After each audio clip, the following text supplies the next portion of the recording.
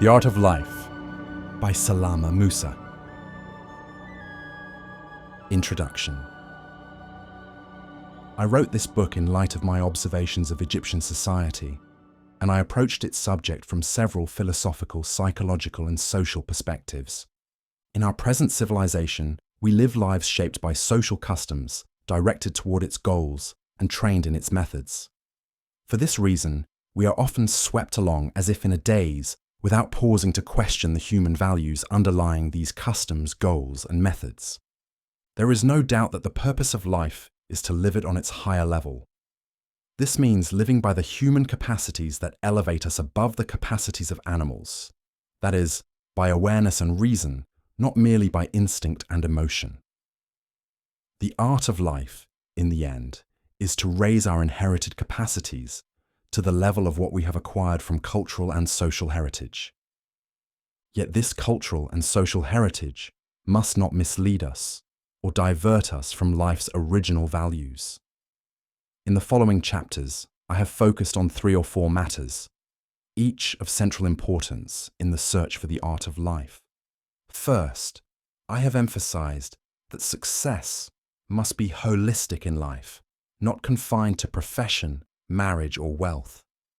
In our acquisitive society, the word success is often confused with enrichment. But the truly successful person is the one whose success encompasses and harmonizes the whole of their life's activity. Second, I have pointed out that the society we live in often misleads us, distancing us from human values. At times, it even exploits us for its own ends, which may contradict our aspirations for progress or happiness. It is like a city that surrounds us with its dwellings, artificial lights, noise, and false preoccupations. We live in it and nearly forget that just 3 miles away lies the countryside, with its fresh nature, trees, waters, and animals. We grow accustomed to the habits of this society and feel no drive to change them, no urge to step out into that nearby countryside. In the same way, we live imprisoned by false social values that dominate us throughout our lives. I have also felt the need to clarify that happiness, as commonly sought by the masses, is often nothing more than dullness and apathy, or surrender to the animal passions stirred by our lower instincts. Such happiness is not worthy of an elevated human being who seeks to make of life an art. To me, true happiness lies in awareness, that is, in reason. No matter how heavy the calamities, awareness faces them with courage, defiance, and understanding. I have further drawn attention to the value of culture, in that it ensures for us an expansion of mind that becomes an expansion of life itself. Culture increases our interests and trains us in positive habits, especially as we approach old age. Readers should also consult my other book, How to Manage Our Lives After 50, where I stress this very point, the value of study and culture for a happy old age. I could have called this book The Happy Life, were it not that the word happiness has been debased with base meanings and surrounded by many confusions and misconceptions about its true essence. I felt it necessary to warn against this, but the phrase "the art of life" raises the reader above the trivialities attached to the word happiness.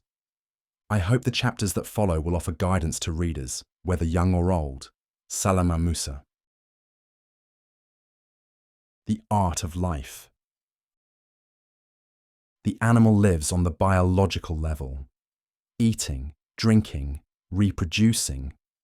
But we humans live on the civil, artistic, and cultural level. This is not true of all humanity, or rather, not to the same degree everywhere. It does not even apply to all classes within civilized nations. We still find poor classes in Egypt and India living on the biological level, and the same is true in the poorer classes of Southern Europe, where people content themselves with negative living, merely avoiding death, hunger, disease, and destitution. Such people do not enjoy life, they merely endure it. But every civilized nation also contains classes that live a positive life. They are secure against hunger and disease, They have pushed death back into the 70s or 80s of life, and they enjoy a sufficiency that allows for both material and spiritual pleasure. These classes represent the vanguard of humanity's future, when all people, without distinction, will live on the artistic and refined level, where necessities are so easily available that they no longer weigh on us or preoccupy us. This future is not far away, it is closer than we think. In social struggle, humans first seek necessities. Once these are secured, they seek refinements. Over time, these refinements become the necessities of future generations. What begins as luxury for the few becomes comfort for many, and eventually necessity for all in civilized, cultured societies. Consider food. The primitive man sought only satiety, no more. Consider shelter, built only for protection against beasts, enemies, or weather. Consider clothing, adopted merely for warmth. Yes, food, shelter, and clothing were necessities. But which of us in the modern world is content with only their biological functions? True, poverty still presses heavily upon the lowest rungs of society, forcing them to accept food, shelter, and clothing merely as survival needs. But in every nation, there are other classes who, having gained wealth, culture, and civilization, seek artistry in all they do. A house is no longer just a dwelling. It becomes a museum adorned with fine furniture, beautiful pictures, and elegant details. Our ladies and young women do not seek warmth alone in clothing, but adornment and beauty. The dining table is not only for eating, but for artistic display. Delicately prepared dishes, fine vessels, flowers arranged with taste, so that dining itself becomes an aesthetic, mental experience. Here we find art in architecture, furnishings, clothing, and cuisine. We find rest in them, and we will not accept to live without them, as primitive man did, or as the destitute are still forced to do. The value of art is that it elevates our ordinary habits to beauty, giving us greater pleasure, enjoyment, and even deeper understanding and awareness. Through art, we raise walking to dancing, prose to poetry, speech to eloquence. In the same way, we can raise our daily existence into an artistic life, life with artistry in conduct and eloquence in action. The art of life must be greater than the arts of civilization. For if it is good to adopt artistic fashion in clothing, it is far better to adopt artistic fashion in our lives, our conduct, and our behavior. The first problem of every person on this planet is that they will live 70 or 80 years. How will they spend them? Will they live a life Shakespeare described as a tale told by an idiot, full of sound and fury, signifying nothing? Or a vegetative life, born, growing, dying like a plant, whose only pursuit is food, clothing, and shelter? The reader may imagine that by artistic life, or eloquent life, we mean ornaments and superficial decorations. But true art and true eloquence at their core mean wisdom and soundness. For the words of wisdom are the highest form of eloquence and art. And what is wisdom? Wisdom is sometimes acting upon knowledge. Wisdom is sometimes ignoring knowledge. Wisdom is the ability to discriminate among values and weights.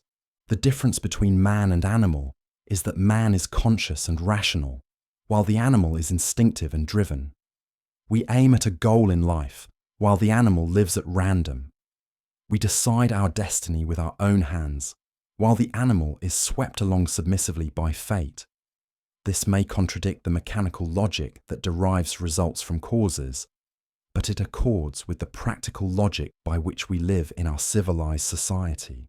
Our life today is confused and unsettled, sometimes even enigmatic. Our forefathers had old signposts to guide them in the simple lives they led, but those signposts no longer suffice to guide us in the complexities of modern life. We need new teachings to show us how to live the artistic life, the wise life, how to spend 70 or 80 years on this planet growing, maturing, ripening, so that our life is not mere suffering, but spiritual and material delight. In our society, education usually gives us only the means of successful livelihood, not the means of successful living. We forget that life is broader and more important than earning, and that we earn in order to live, not live in order to earn, as is too often the case today. This has happened because the spectre of poverty always looms before us. Education for livelihood overshadows all else, because we live under economies of scarcity, while the economies of abundance are at our doorstep, indeed calling us, needing only that we extend a finger of consent. Then abundance will flood us, and we will no longer know the meaning of poverty or want. At that point, when we accept cooperation instead of competition in production, all of us will be able to live the artistic life, the wise life, aiming at artistry in all we know and all we do. Here, of course, the pessimist leaps in. You speak as though the world were radiant with roses, as though happiness could embrace all mankind through teachings or systems. But what of life's harsh truths, its illnesses and tragedies? What of the man who loses his sight and sees only darkness? What of the mother who buries her child's tender flesh and sweet face in the soil? What of the young man who hears his death sentence in the words of his doctor diagnosing an incurable disease? But this pessimism is an exaggeration.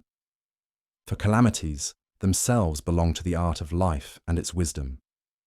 The person who has never been stricken to the marrow by disaster, never felt the searing pain or frozen in its horror, that person has not lived the artistic life nor tasted its wisdom. At the very least, he has not lived a complete life. And yet, we exaggerate even here. For each of us knows that the greatest disasters we once feared have not befallen us, and that some misfortunes have even proved beneficial.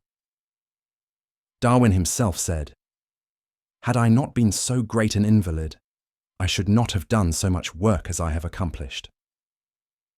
How often we live in oblivion until catastrophe strikes us awake, as though from slumber, revealing truths and lights we would never have seen without it. Days of illness in bed often prove days of renewal and awakening.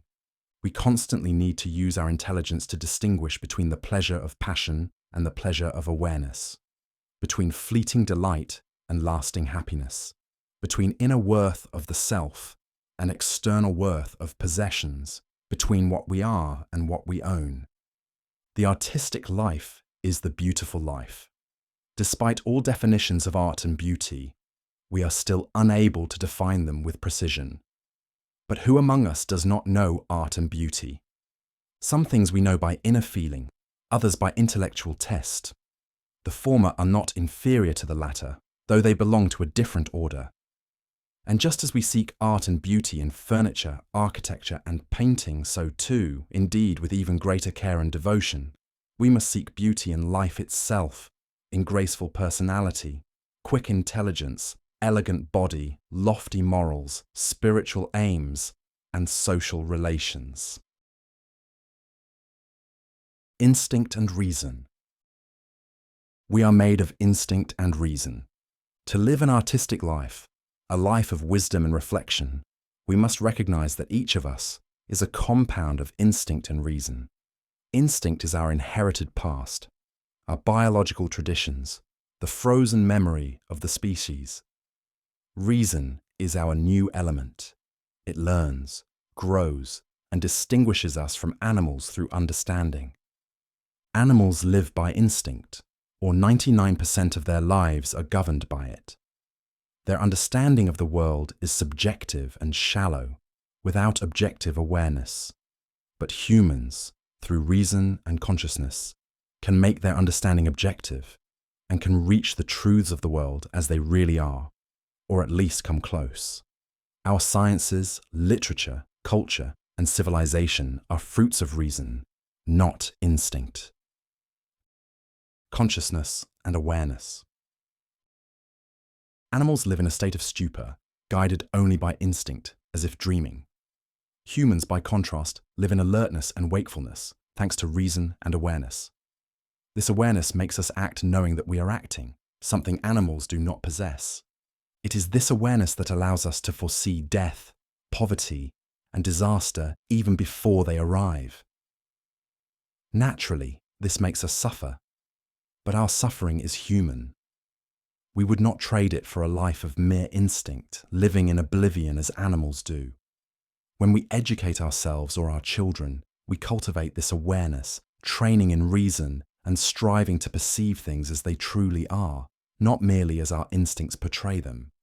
It is clear that no one lives by awareness alone, reasoning objectively about everything. Much of our behavior still springs from instinct, sometimes surging like an animal's drive, yet we often temper it with awareness and reason, setting its pace and course. The dual nature of humanity. No matter how degraded or lowly a person may become, they can still reflect on their reason and exclaim, "How great I am," meaning, how great is my mind that rises above instinct to study the stars, morality, honor, politics, the future of mankind, the philosophy of the universe, and the evolution of life. And no matter how exalted or refined a person may be, they can still reflect on their instincts and admit, "How base I am," meaning, how base are these instincts that drive me to greed, envy, aggression, hoarding, indulgence, gluttony, and evil.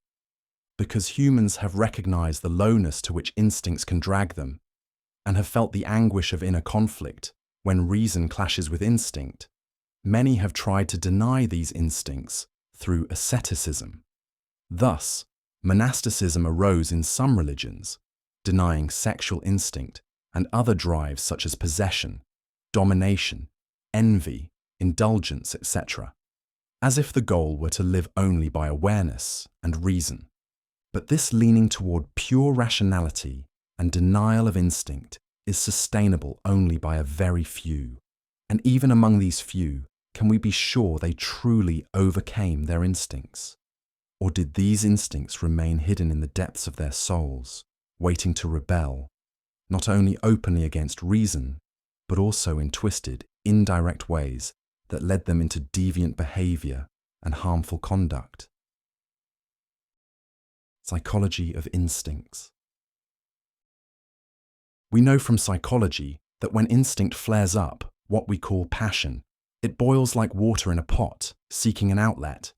If it finds none, it sinks inward, still powerful, probing for weak points until it bursts out destructively, harming our personality. Those who tried to repress the sexual instinct, for instance, never succeeded in erasing it.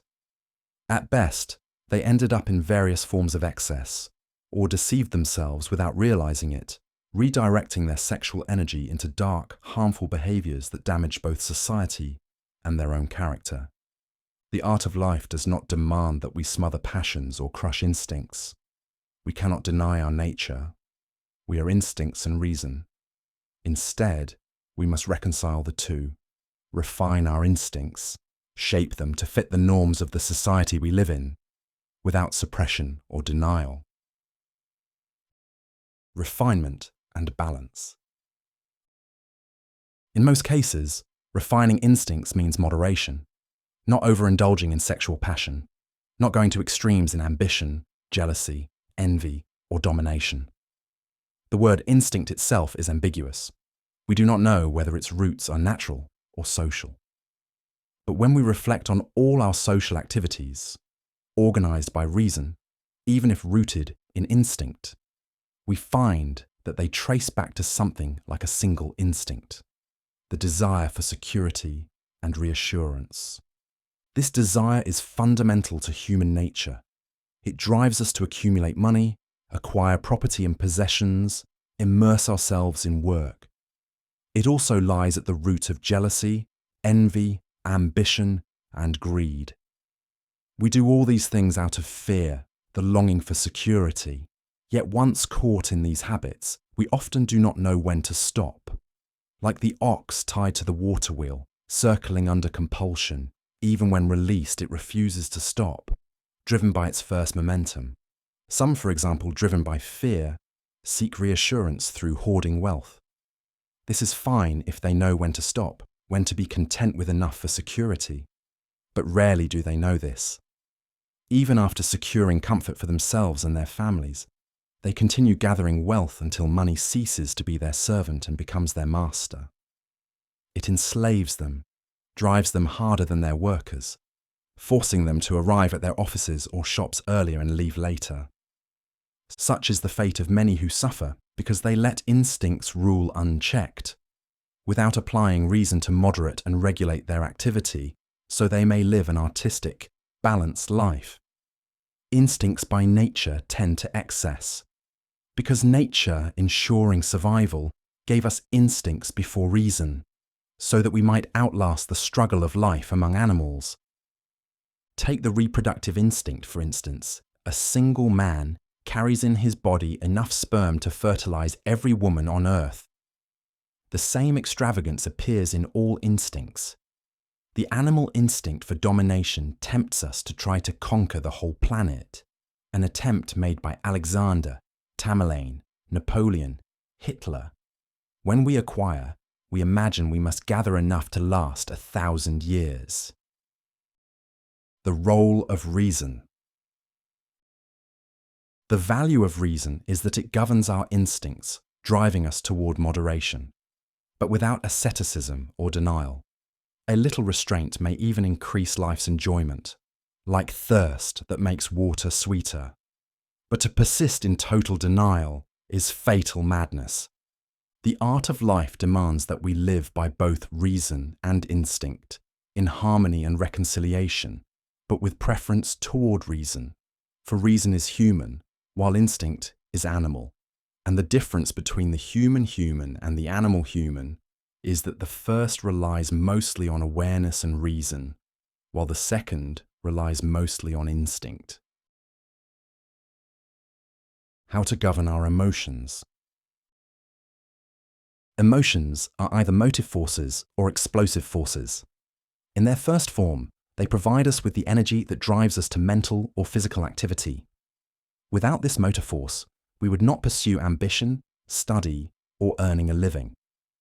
In this sense, emotions are beneficial in times of health, but they can degenerate into explosive, unruly forces in times of illness, hurling us into madness, perversion, or crime.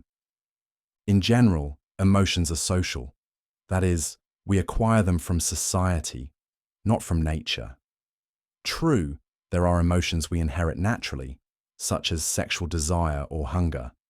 But even these natural emotions take on a social colour.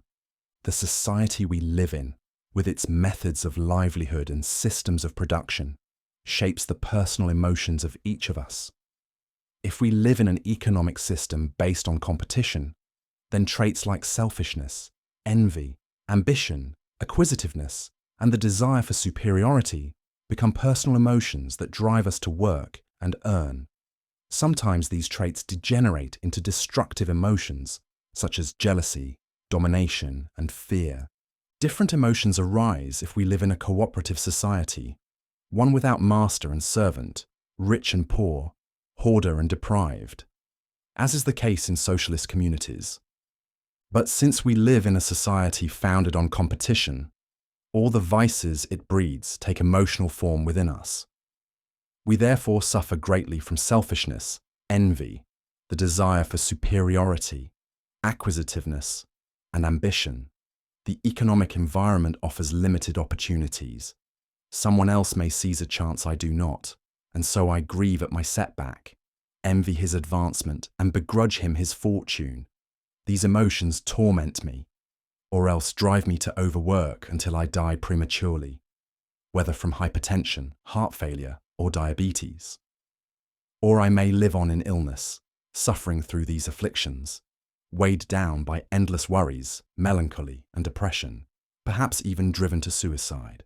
Therefore, if we are to live the artistic life in serenity, we must govern our emotions so they remain motor forces that propel us forward steadily, not explosive forces that overwhelm and shatter us.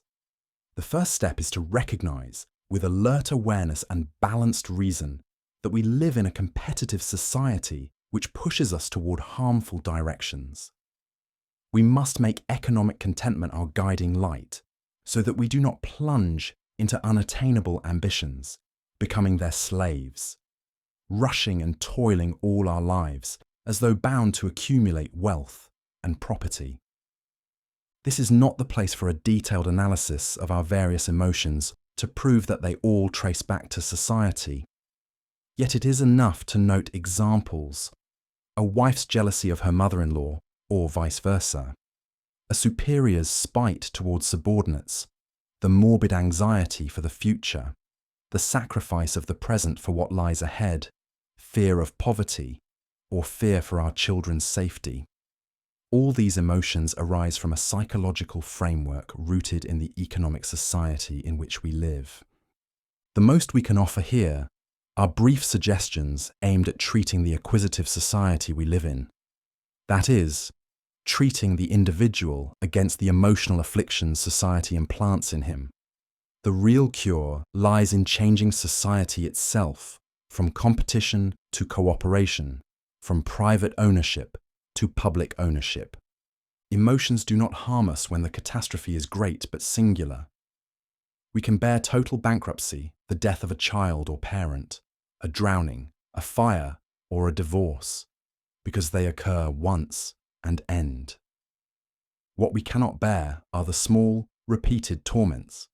A wife nagged by her mother-in-law every morning over meals or coffee, a mother-in-law irritated daily by her son's wife, a student scolded by parents every day for exam failure. Such repeated frictions, even over trifles, can lead to severe nervous breakdowns, because what matters most is repetition. For this reason, a wife should never live with her mother-in-law. If circumstances force them to share a home, both must remain conscious of their abnormal situation and guard against quarrels or antagonism. A father, if his son or daughter fails an exam, should not reproach them daily, for such reproach can cause a grave nervous collapse, especially between the ages of 17 and 25. Variety of interests relieves emotional pressure and prevents brooding. When emotion grows heavy, physical activity can lighten it. Even walking or running helps relieve its weight. Supervisors in factories and offices must be warned not to badger their subordinates, lest they become like mothers-in-law who drive their daughters-in-law to the madhouse with constant fault-finding and belittling. We should reduce public displays of grief, such as 40-day memorials for the dead or exaggerated obituary laments in newspapers. Such practices revive sorrow in others and deepen collective misery. This is the best advice we can give within the competitive society in which we live, a society flawed at its very core. Education. Our biological childhood does not end before the age of 17, and our social childhood does not end before the age of 30. This means that the period of education for us is long, for we are not born with complete instinctive equipment that allows us to act without teaching, as happens with young fish that swim as soon as they leave their eggs, nor with incomplete equipment like young birds that need some teaching before they can fly and dare to face the air. We humans have dispensed with many of our instincts, or pushed them to the background of our psychic makeup, and we have placed reason as their guardian, managing and directing them. Thus, we do not eat or reproduce in complete surrender to instinct. Reason, too, is applied here and assumes the higher authority. True, we cannot extinguish these instincts, but we can regulate and guide them. This dominance of reason makes education necessary for every one of us, especially if we live in an advanced society, one more complex than a rural or nomadic community. In our age, education is directed toward acquiring habits and skills by which we earn a living. There is no doubt about the value of education, especially in a society still living under economies of scarcity, not economies of abundance, whose dawn now glimmers in the nations advanced in mechanical production. But education must be for life before it is for livelihood. Education must not aim merely at giving us knowledge and culture. but at guiding us to learn on our own. To clarify this, let us compare Aristotle with a third or fourth year student in our secondary schools. There is no doubt that the student surpasses this philosopher in much of his knowledge of chemistry, biology, physics, and geography. Yet Aristotle excelled in a particular orientation toward humanity, the universe, and knowledge. Our student may need 50 or 60 years to reach this orientation, and may never reach it at all, because he finds no one to guide him. True education is not that I know, but that I know how to teach myself, expand my knowledge, and remain a lifelong student. True education is not merely knowing how to earn a living, but knowing how to live 70 or 80 years on this planet while growing in personality and advancing in intellect. The goal of education should not be, as it is now, professional success for the sake of income, but success in life itself. And success in life requires success in health, culture, social and family relations, and artistic and intellectual development, among other things. Education should encourage each of us to care for fine furniture and artistic painting as much as we care for earning in a competitive society. It should awaken our curiosity to study atomic energy or cotton cultivation just as much as it inspires us to appreciate the colours of beauty in nature, the moon in the countryside, the rising sun, the sea, the desert, the mountain, and the plain. For this planet is our planet, and we must delight in its natural grandeur. An artistic life requires, above all, study of the arts and the refinement of artistic sensitivity, so that in all our behaviour we pursue an artistic aim. Thus, when we walk in a garden, we enjoy the flowers in their brightness and bloom on their trees, without letting the spirit of possession drive us to pluck and cut them. We must make reading newspapers, magazines, and books as habitual as drinking coffee or tea, and we must grow in our desire to possess this planet intellectually, emotionally, and artistically, even as it shrinks through new inventions, so that our horizons expand sensibly and mentally and are not confined within the borders of a country or continent, but embrace the affairs of the whole world and all humanity. We must not forget that human education addresses the mind, increasing awareness, so that we live in wakefulness and seek to heighten this wakefulness through learning knowledge and the arts. We should not live in the oblivion of animals, driven only by instinct. The difference between an alert mind and a dazed mind is great, and it largely depends on the habit of reading. The difference between an old man who has become senile and one who still retains vitality, sharpness, and intelligence often goes back to whether he was accustomed to reading. Reading familiarizes the memory with words, making them easy to recall. Since meanings are embodied in words, it is very unlikely that someone who has words ever present will grow old and mentally dull.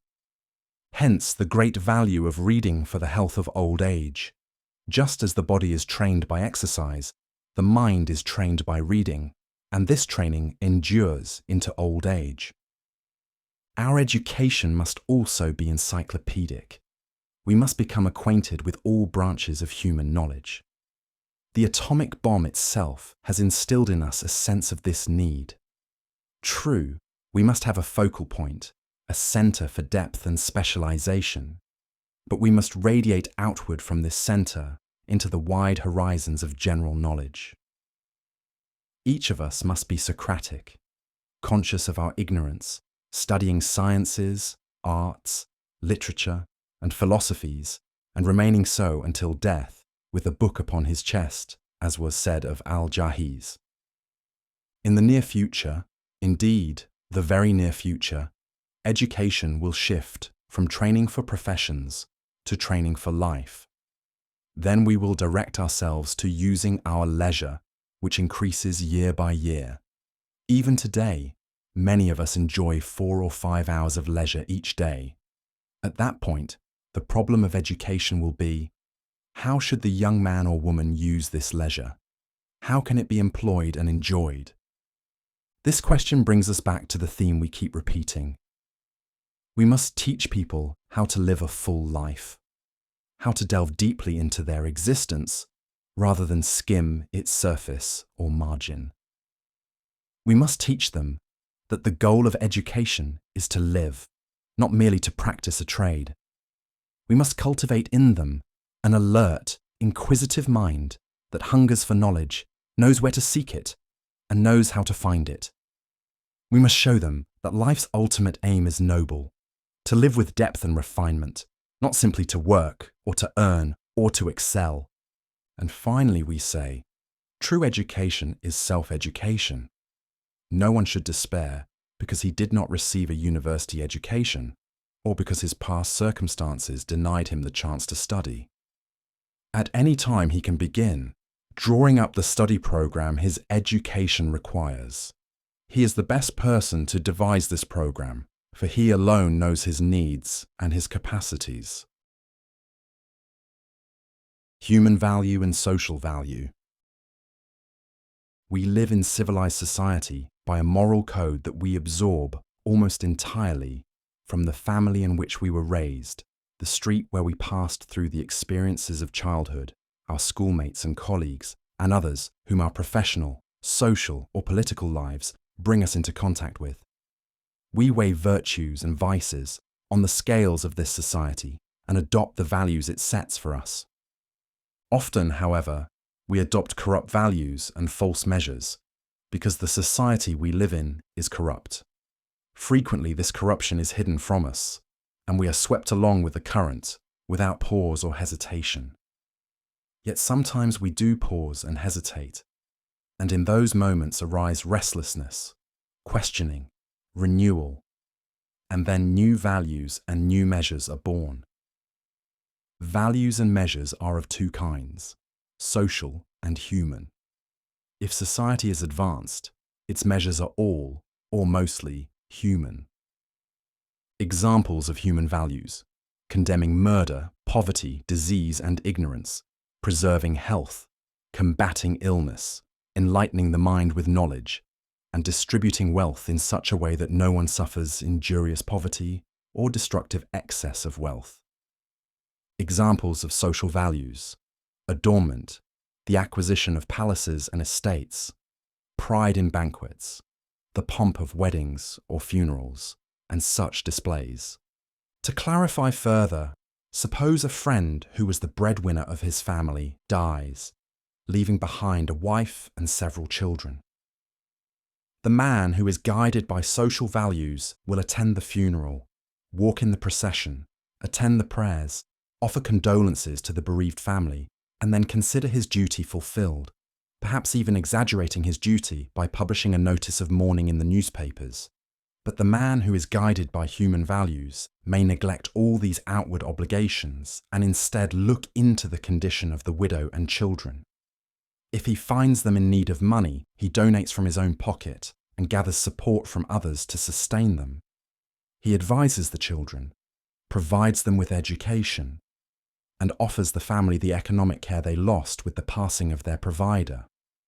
From this, we see that a good conscience is a human conscience, not a social conscience. From the same example, we can expand: health has absolute human value, but money, beyond a certain point, has only social value.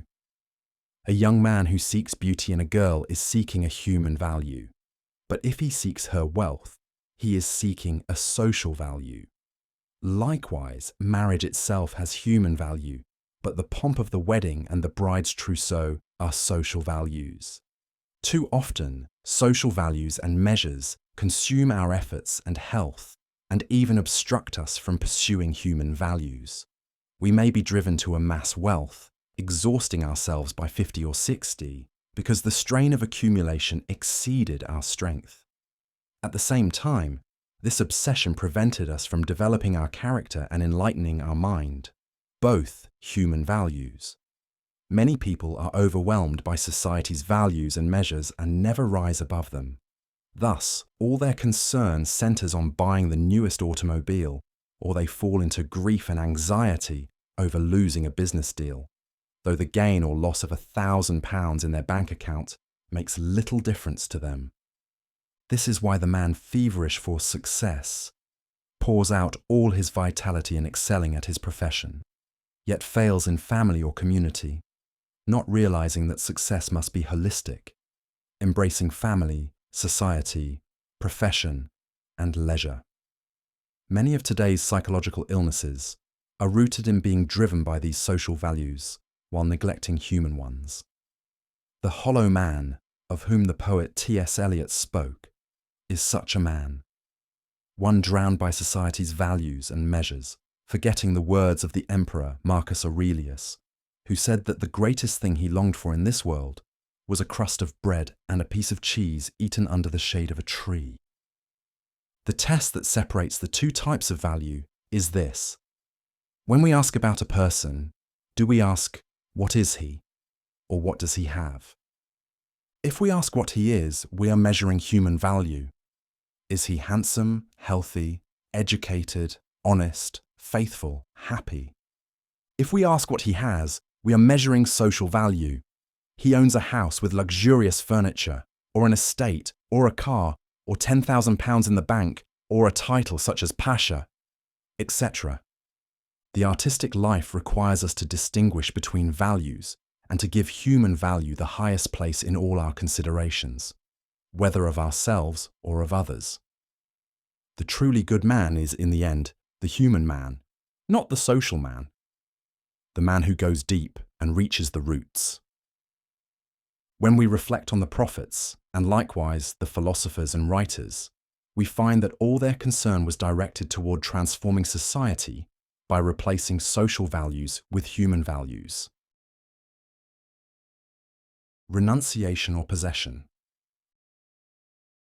We live in an acquisitive society, raised from childhood on the notions of this is mine and that is yours.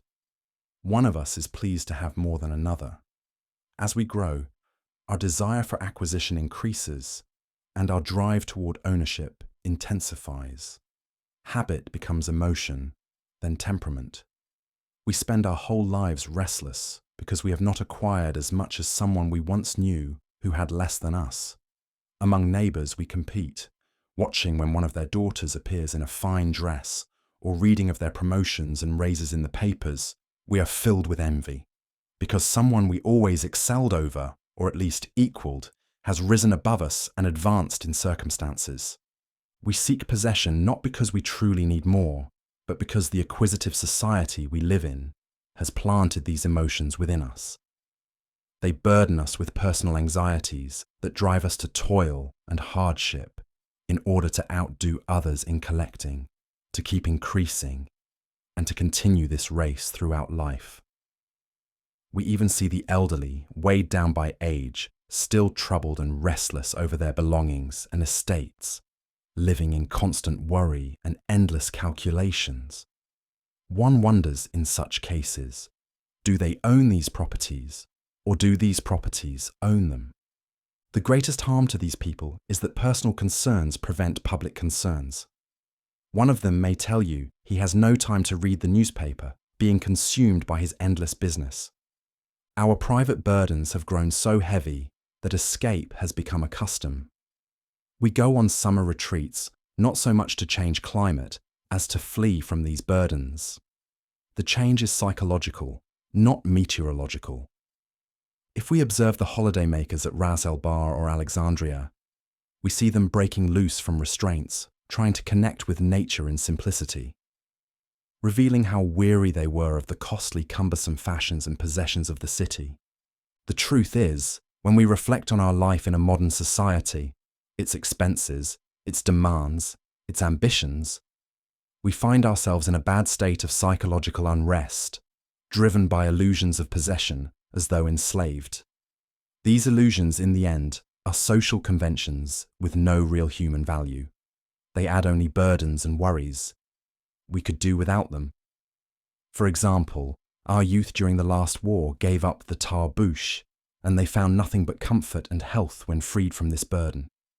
Likewise, young women before the war abandoned stockings and felt only ease and greater health for it. Indeed, all became healthier when freed from tar bushes and stockings, because more of the body was exposed to sunlight and its healthy stimulus. I repeat, most of the immense, often exhausting, and even fatal efforts we pour into acquisition are nothing more than social conventions with no basis in genuine human need. Our true natural needs are very few. Gandhi, for example, lived on 3 or 4 pounds a year. He contented himself with a single unsewn piece of cloth draped around him, while the least among us requires 10 garments to cover the body, like the bandages of a wounded man or the gaudy rags of a clown on a stage. If we find Gandhi's way of life strange or extreme, it is not because Gandhi was wrong, but because we are imprisoned by social conventions that have sunk so deeply into us that they have become beliefs and emotions. The wise man is the one who knows how to renounce without losing what is truly necessary. Hence the value of the call to simplicity of life, simple living. This call is ancient, echoing through history for thousands of years. We all recall Diogenes the Greek, whom Alexander the Great approached and asked what favor he might do for him. Diogenes replied that all he wished was for Alexander to step aside and not block the sunlight from his body. We often read this anecdote as though it were a joke, but why? Is it not clear proof that Diogenes was right, happy in his barrel, while Alexander was miserable under the burdens he brought upon himself? Did Alexander not end by taking his own life at 30? Alexander was driven by the spirit of acquisition to conquest and war. Diogenes was driven by the spirit of renunciation to live in a barrel. Both were excessive, but Diogenes' excess was closer to wisdom than Alexander's. Gandhi, in our own time, followed the path of the Greek philosopher and rejected the way of the Macedonian conqueror, and he was wise in this choice.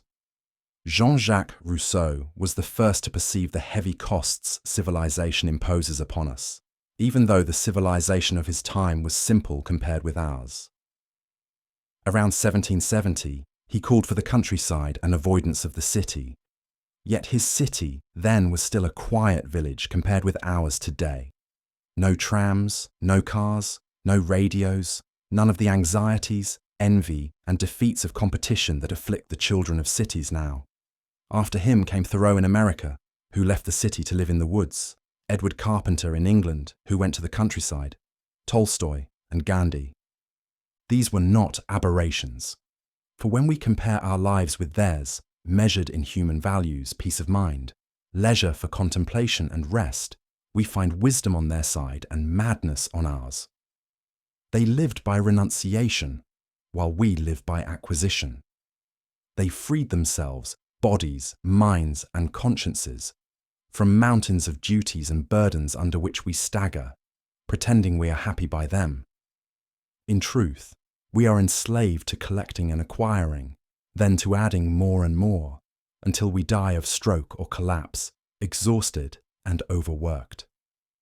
The worst of the life we live, racing after ambitions as if in a contest, is that we do not even know what we acquire, or for whom.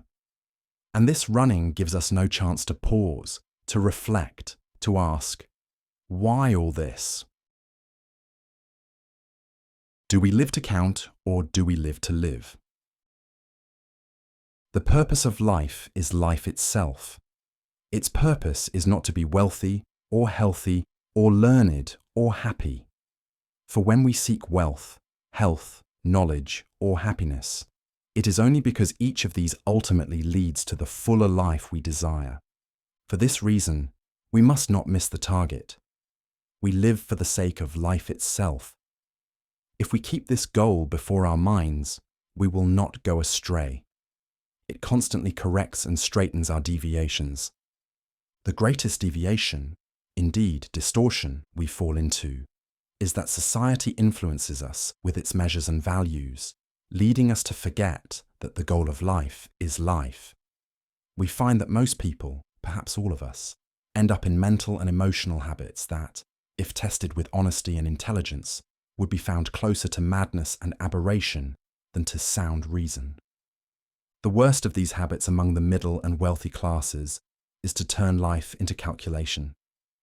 A person forgets that he must live, enjoying his life with intelligence, health, social connection, knowledge, and wisdom.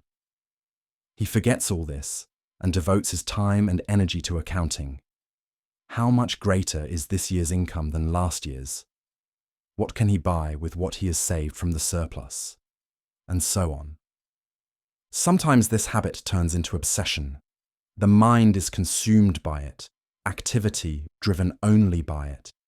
Such a person becomes pitiable, enslaved by accumulation, taken captive by possession, unable to taste the joy of food, drink, leisure, or friendship. When we observe such a personality and compare it with another often despised one, say, the libertine given to drink or women, we may ask, which is better? This question is not because libertinism is good, but because reducing life to mere accounting, addition and subtraction, increase and decrease in possessions is worse than any excess. At least the libertine is enjoying himself, though excessively and to his harm. But the calculator does not enjoy at all, except as a neurotic enjoys a compulsive habit, something alien to reason, indeed rebellious against it. In our present age, we need a writer like D.H. Lawrence to remind us that our duty in this world is to live. He wrote Lady Chatterley's Lover and went to extremes in his call for sexual enjoyment, regarding it as more important than the social conventions that deny us pleasures and occupy us with other pursuits that divert us from life's true goal, to live and to enjoy. No doubt he went too far, even falling into the very error he wished to warn against. For he made sexual indulgence itself the goal, as if sexual pleasure were the whole of life. This is a grave mistake. It is true that, in proper scales of value, sexual indulgence is preferable to spending a lifetime calculating wealth and increasing it. But indulgence remains excess nonetheless. Sexual pleasure is part of life, not life a part of sexual pleasure. If we seek the ideal life, we do not neglect sexual delights, but we place them in their rightful place without letting them overflow and dominate our whole existence. Life also needs other pleasures for fullness, richness, and elevation. Health, knowledge, friendship, intelligence, and wisdom. Lawrence's exaggeration in exalting sexual pleasure was meant as a counterbalance to the present-day mania that drives people to accumulate wealth and spend their lives in calculations. We see men in their 60s and 70s with no concern beyond their ledgers, their income, and thoughts of buying another property, though the life left to them may not exceed a year or two, years in which they most need to know what they have long ignored before leaving this world. It is society's pressure on us that leads us to replace life with accounting, to enslave ourselves to accumulation without enjoyment. These social habits become so ingrained that we live by them as ants or locusts live, moving with instinctive activity, not knowing its purpose. The person who has risen to make of his life an art must, from time to time, ask himself, do I live for life, or have society's values and measures engulfed me and enslaved me until I have become a mere machine for addition and subtraction, concerned only with income and wealth? Each of us must remember Christ's counsel to live as children, to return to simple human values, to love beauty and daring, to explore the world with the wonder of a child. Work and leisure. For our success in life to be complete and comprehensive, not partial and fragmented, we must face and solve 4 essential problems. The problem of work, through which we earn our livelihood. The problem of leisure, which we spend by choice. The problem of marriage, family, and children. The problem of the society we live in, and how we organize our various relationships within it. Neglecting any one of these problems brings us misery and leaves us in constant conflict, either with others or with ourselves, so that we live uneasily, as though struggling against a current without any goal that justifies the struggle. The reader of this book already knows the refrain we repeat. Success must not be confined to one aspect or a few aspects of life. It must, above all, be success in life as a whole. The problem of work through which we earn our living is especially prominent in our time, because science has not yet been applied to production to the extent that people's needs are fully provided. If it were, the focus of concern would shift from earning a livelihood through work to making use of leisure.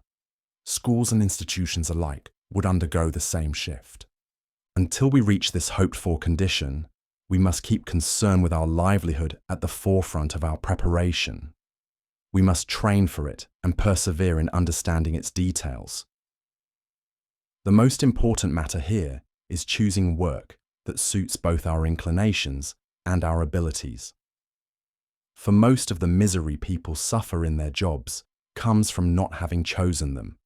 Circumstances and chance have thrown them into certain occupations, and the needs of survival have forced them to practice them unwillingly or resentfully. This resentment then spreads to life as a whole, to the home, the club, friends, and books. Life seems wrapped in a shroud of dissatisfaction and bitterness. Hence, we say, choosing suitable work we love and are able to do, is half the victory in the battle of livelihood, perhaps even more. For afterward, we approach it with energy, diligence, and study. Normally, we do not begin to choose until around the age of 16, and before then, we need guidance, because we do not yet know our inclinations and abilities. We need someone to analyze them and tell us their true nature. Much of the inefficiency seen in employees comes from dislike of their work caused by poor choice. They slack, yawn, resent their supervisors, or feel they are being overburdened. Sometimes they even develop headaches from this dislike, using them as excuses to request leave or to justify greater negligence and laziness, until relations with their superiors deteriorate. The remedy for this situation, if prevention was not taken beforehand, lies in the use of leisure. Leisure can compensate for the tedium of work. A hobby occupies us, offsets our aversion to work, and restores our balance. For this reason, everyone should have a hobby, or rather hobbies, that satisfy their interests. To me, the greatest of these hobbies is reading and the habit of study. It is the one hobby that lasts into old age, and though it appears to be a single hobby, in essence it is many. The lover of study finds himself engaged in many pursuits. He reads newspapers and magazines, debates politics, perhaps even campaigns for a cause. He reads and collects books, devises projects for new studies. In this way, his mind is constantly renewed, his intellectual and literary horizons expanded. Such a person never tires of his leisure, never wastes it in idle stupor at cafes, nor falls into bad habits like excessive smoking or drinking. The truly fortunate man is the one who can turn his hobby into his livelihood. But we must admit, such people are rare in our society. Even the writer who earns his living by his pen does not always write what he desires. Economic pressure often forces him into quantitative, not qualitative, production, writing for income, not for art. This is why each of us needs to practice some hobby so that the problem of leisure is solved. Once solved, our livelihood becomes easier to bear. Work no longer carries the bitterness we see in so many employees, grimacing at their papers and superiors as they go to their offices. Family and society. Family success is greater than professional success, and it should be so, because family values are human, while professional values are social. A family is a wife, children, and a home. The man who is fortunate in choosing his wife enjoys her love and care, has children, and works hard for them until they grow and flourish before his eyes. That man has attained a great share of life's joys. Choosing a wife is, like choosing a profession, half the battle. If we do not choose well, we expose ourselves to avoidable forms of misery. The greatest safeguard for good choice is to extend the engagement period so that the couple, through interaction, come to know each other's character. It is true that during engagement, each party tries to show the other their best side. Yet, even so, one can discern the tendencies and inclinations of the other. Both must avoid the lure of superficial charm. A young man may be captivated by a tone of voice, blue eyes, or rosy cheeks, and then be misled by these traits into a poor choice. The best way to ensure good choice is for him to ask himself, how will life be for me and this girl in our home, just the two of us, after 5 years, after 10 years? How will we converse? How will we live together? What will our children be like with us? It is better for a young man to choose his fiancée by awareness and reason than to be carried away by sexual attraction. A modest love with the hope of growth in the future is better than a great passion that will not last. We must not forget that love is different from infatuation. The first is rational and conscious, the second instinctive and sensual. At times they may even be opposites. When love deepens, lust may diminish. Human values and measures should take precedence over social ones in choosing a wife. Beauty, health, and intelligence are human values, and so should be preferred over wealth, status, or education, which are social values. Yet it is still better for a man not to marry far outside his social class or culture, for such disparity means differences in taste, habits, and outlook. If the gap is small, the consequences are minor. If large, they may be grave. In our country, where boys are more often educated than girls, such disparity is common. Therefore, tolerance is needed. But the husband should also guide his wife toward personal growth and greater culture. Harmony between husband and wife cannot thrive under the same roof as in-laws. Thus, the couple should live independently in a home separate from their parents. If this is impossible due to economic circumstances, then at least the couple should recognize this fact, treat it as an unavoidable necessity, and adjust accordingly. With this awareness, the situation can be handled properly. All that we have said of the young man applies equally to the young woman. Husband and wife should make their home a museum, not merely a shelter. Once children arrive, it should become a free institution for all, parents and children alike, where no one is master or servant. Fine objects should be collected, the rooms furnished with the best furniture, so that the home attracts the husband and becomes the center of his activity and interest. The home should also be a refined salon where visitors enjoy various pleasures, from fine art and elevated music to enlightened conversation and enriching discussion. Success in society comes after success in the family. It requires studying society through following general politics, both global and national, and aligning our interests with its interests so that there is no conflict.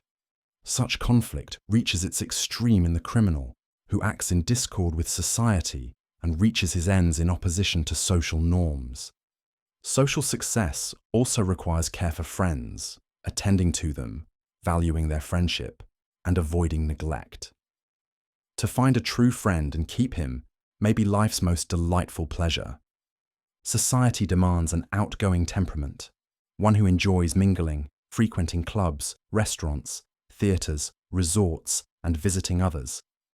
The introvert may recoil from this, but he must practice it to some degree. Likewise, the extrovert should practice solitude, reading, study, and thought to some degree.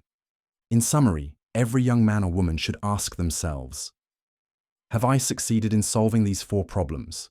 Profession, leisure, family, and society. And to what extent have I succeeded? Man, woman, and marriage We spend more of our lives in our homes than outside them. For this reason, our lives cannot be pleasant unless we devote the utmost care to making our homes full of comfort and ease. The life of celibacy is incomplete, poor in experiences and pleasures. A married man may not live longer than a bachelor, but his life is broader with joys and sorrows that the bachelor never knows. Most of our years are spent with a wife whom we usually meet only after the age of 20 or 30, each having lived in a different environment beforehand. It is not surprising, then, that we sometimes clash and that married life may be full of troubles. Yet there is something more serious than this. We live in an acquisitive, envious society that treats selfishness as a virtue, drives us to competition and the pursuit of wealth, and trains us in selfishness, greed, envy, spite, lovelessness, and lack of cooperation. These habits seem to become our natural state. When we marry, we treat our wives according to what society has taught us. We demand submission, demand that she serve our pleasures, and then we enjoy those pleasures in isolation, with the same snatching and grasping with which we live in society. This society is not new, it is old, with morals long embedded in our behaviour, and it poisons our married life. Its signs sometimes escape even the critic, let alone ordinary people. The man's authoritarianism and his wish that his wife be merely an instrument of pleasure are mirrored by the woman's coquetry and obsessive jealousy, real or imagined. Both live with the acquisitive spirit, as if each were a merchant buying cheap only to sell dear. The worst lesson learned from this selfish, envious, acquisitive society is that we look at woman sexually rather than humanly. She is seen only as a woman, not as a human being, a possession to gratify our desires and wash our children, not a friend, partner, and companion. Hence, many homes become little more than restaurants or hotels, places to eat and sleep. This may seem a gain for the man, but in truth it is a loss, even sexually. For within such a system, sexual pleasure is reduced to snatching and grasping, a convulsive spasm, a manic frenzy that engulfs the body in haste and then vanishes abruptly. It is a fleeting, snatched pleasure, remembered not with tenderness, love and friendship, but with violence, sometimes with cruelty or coercion. Many sexual deviations stem from this exaggeration of social traits demanded of us for success in wealth, prestige and advancement, snatching, grasping, cruelty, envy, selfishness, even deceit. And sexual deviations are, at root, forms of deceit. Sexual pleasure itself, in its manner and quality, crystallizes the direction of our society and its morals. Let every young man and woman remember this. Thus, many vices that appear spiritual are in fact social. The young man who fears marrying an educated woman is, deep down, afraid of equality, something society has never trained him for. He was raised in a society that instilled in him the drive for domination, selfishness, greed, fear. How can he practice all these traits in his profession and dealings, then forget them in marriage? He treats his wife as he learned to treat the prostitute, paying coins for a momentary pleasure, snatching it quickly. This treatment becomes ingrained in him, and he cannot change it. Had he been raised in cooperation, love and equality, even sexual pleasure would not occur except in those terms: mutual, harmonious, satisfying to both spouses. Marriage has thus become little more than a biological transaction between man and woman, lacking love and culture. Love and culture, both unknown to animals. Yet even comparison with animals does not show us superior. At least animals follow their simple natural instincts. We, however, corrupt our instincts with the selfish, anxious spirit of society, snatching, fearing, grasping, envying, exploiting. We do not share in sexual pleasure, but scramble for it in manic frenzy and fleeting convulsions, soon followed by fatigue, indifference, even repulsion. Marital happiness will not be achieved until men and women live in cooperation, with the love, fellowship, equality, reassurance, and hope for the future that such cooperation brings. Our society today makes us miserable with anxiety. We fear poverty, disease, defeat in economic competition, bankruptcy. And these anxieties spill over into our sexual relations, making them anxious and insecure. Our social system then imposes its ways upon our sexual system. If we fear the world, rush about, snatch, envy, and choose selfishness over our colleagues' interests in office, market, or factory, we carry all these traits into our sexual life. We fail to enjoy even the natural instinct that animals enjoy. Instead, we corrupt it with the bad conscience of a corrupt society.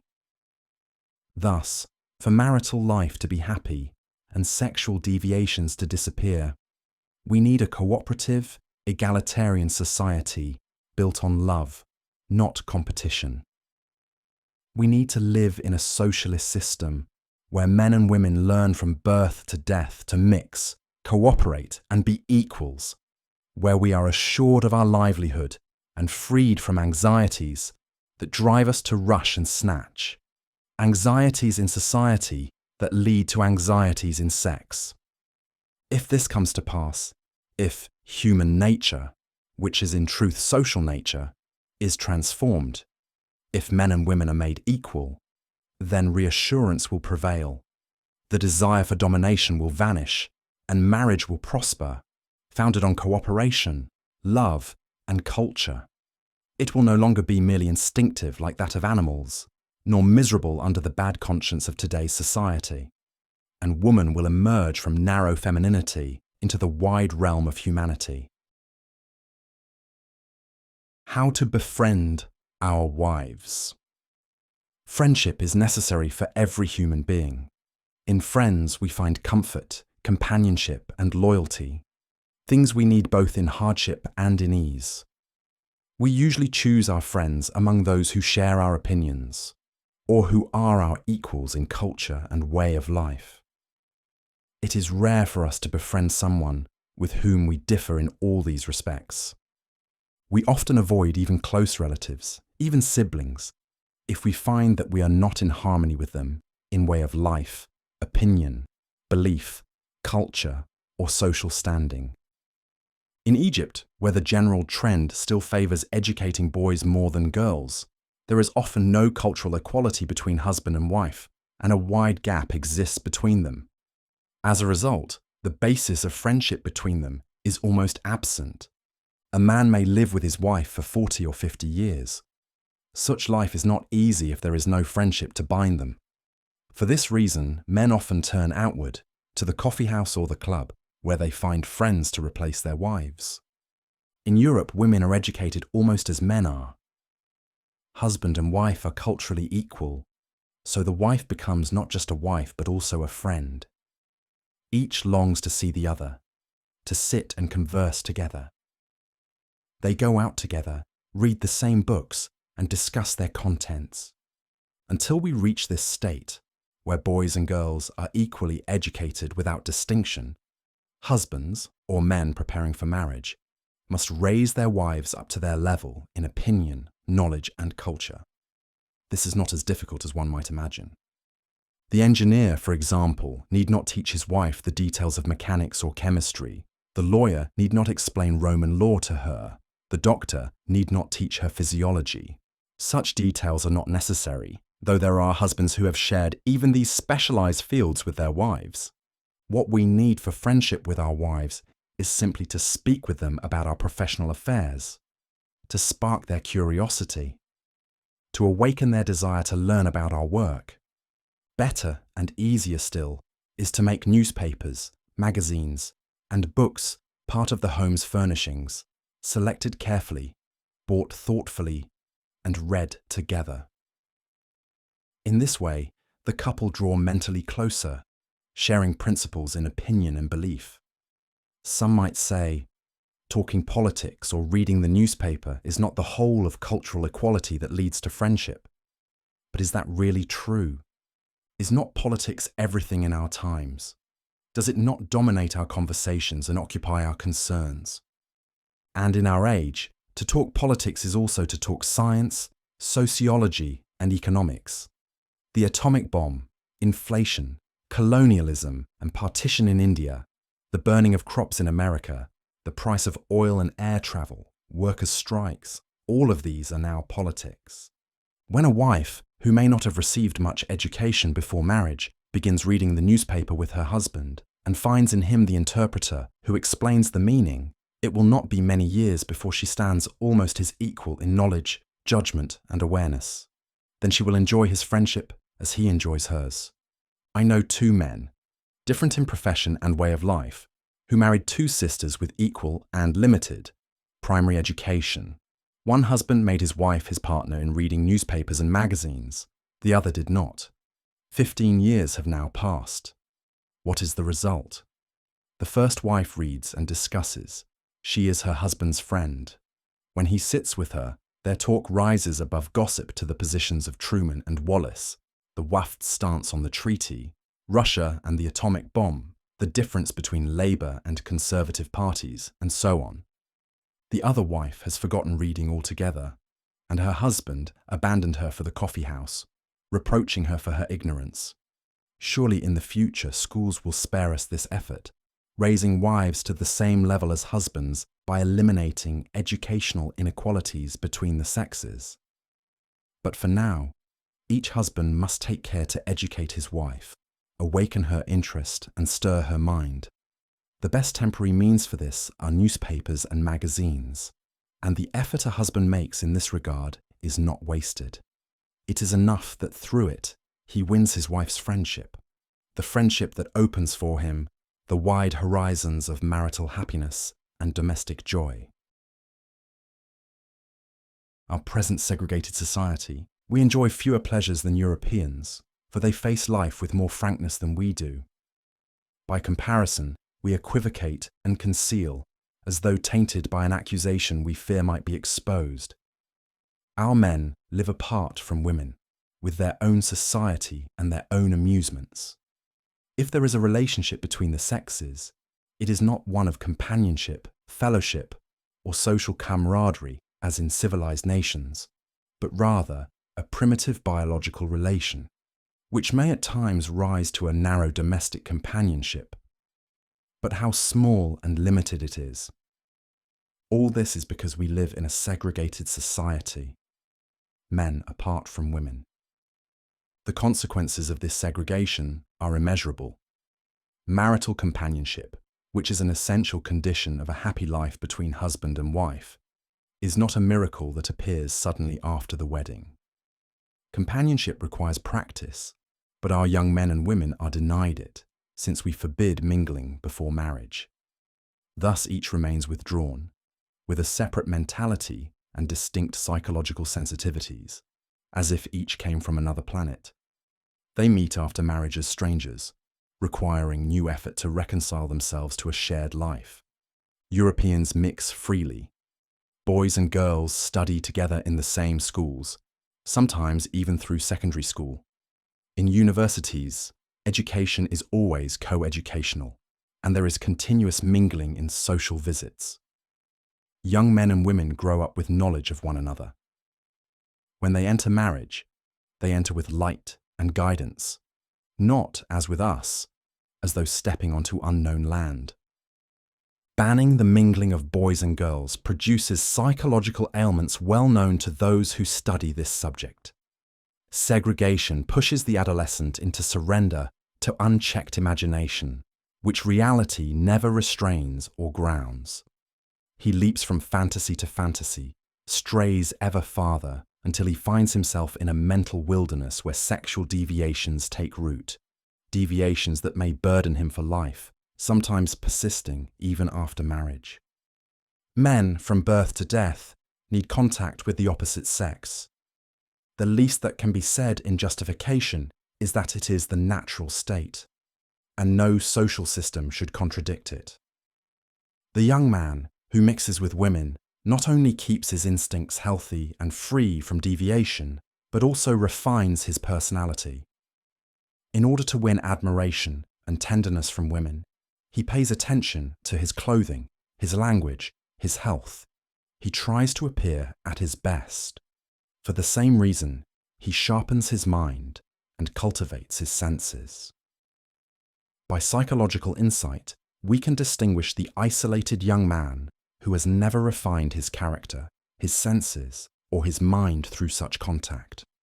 The first sign is neglect of appearance. He expects no admiration, so he makes no effort to earn it. He believes in lust but not in love, for he has never conversed with a girl, never learned that women possess spiritual, psychological, cultural, and aesthetic qualities, that they too can embody courage, sacrifice, and honor. The same sad condition afflicts the isolated girl, though in ways suited to her circumstances. In fact, she is worse off than the young man, for her confinement at home has harsher effects. The young man, even while segregated, is not imprisoned in his home. The girl loses her vitality, succumbs to a stiffness that diminishes, if not destroys, her charm, even if she is richly endowed with beauty. A mentality of prohibition and withdrawal dominates her. Physical confinement radiates outward into mental and emotional withdrawal. You must not look. You must not read. You must not know. Perhaps I exaggerate in describing the harms of segregation, for barriers have been somewhat broken. But we must admit that, alas, they still stand in much of our society. And even when they are broken in material reality, they remain in many minds and souls. We must treat mingling as a part of our general education. We must advocate mixed education in primary schools, encourage refined social gatherings, and even approve of men and women frequenting restaurants and cafes together. When our society passes from segregation to mingling, we will feel that we are truly a civilized nation. Mingling will educate us, foster companionship and mutual respect, and then lead to love. Yes, that open, frank, honorable love, which does not need to peer secretly from behind doors and curtains. The artistic life of woman. Everything we have said about man in the previous chapters applies equally to woman. We have already noted this in our discussion of family and society. Yet we must still treat separately the artistic life of the wife, for in Egypt we have inherited many errors from tradition that have erased woman from our society and excluded her from our consciousness. These traditions have been resisted by the spread of women's freedom and the wide reach of schools, but remnants remain. Unless these are lifted into our intellectual awareness, they will continue to colour our emotions and affect women's lives. The artistic life of woman requires that she work as men do, that she take up a profession which raises her from mere femininity to full humanity, which educates her throughout life, and which sustains her growth and psychological flourishing. It also requires that she interact with men.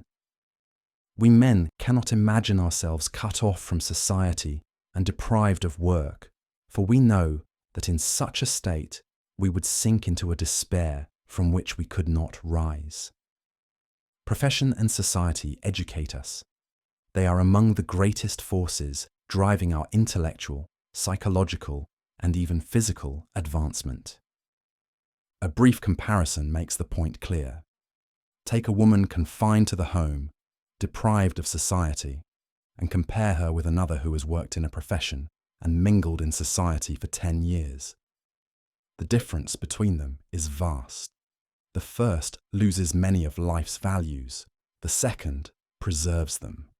The first stagnates, grows fat and sluggish from lack of activity, her mental and emotional horizons narrowing.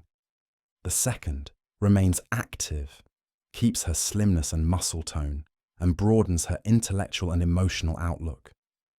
No one should expect women soon to achieve full equality with men. Even in Europe and America, despite laws declaring equality, social customs resist it. In Egypt, women still often dislike professions and frequently leave them when the opportunity arises, as we see, for example, with some female teachers. Thus, when we consider the position of women in Egypt, we focus on the home as though it were everything. And indeed, in our current social order, It nearly is. But we forget that the home is for the woman, not the woman for the home. The home must be arranged for her comfort, advancement, and well-being, not to sacrifice her life to cooking, sweeping, and washing. In Egypt, the household is heavy with burdens and costs. It often resembles a workshop, with endless petty duties.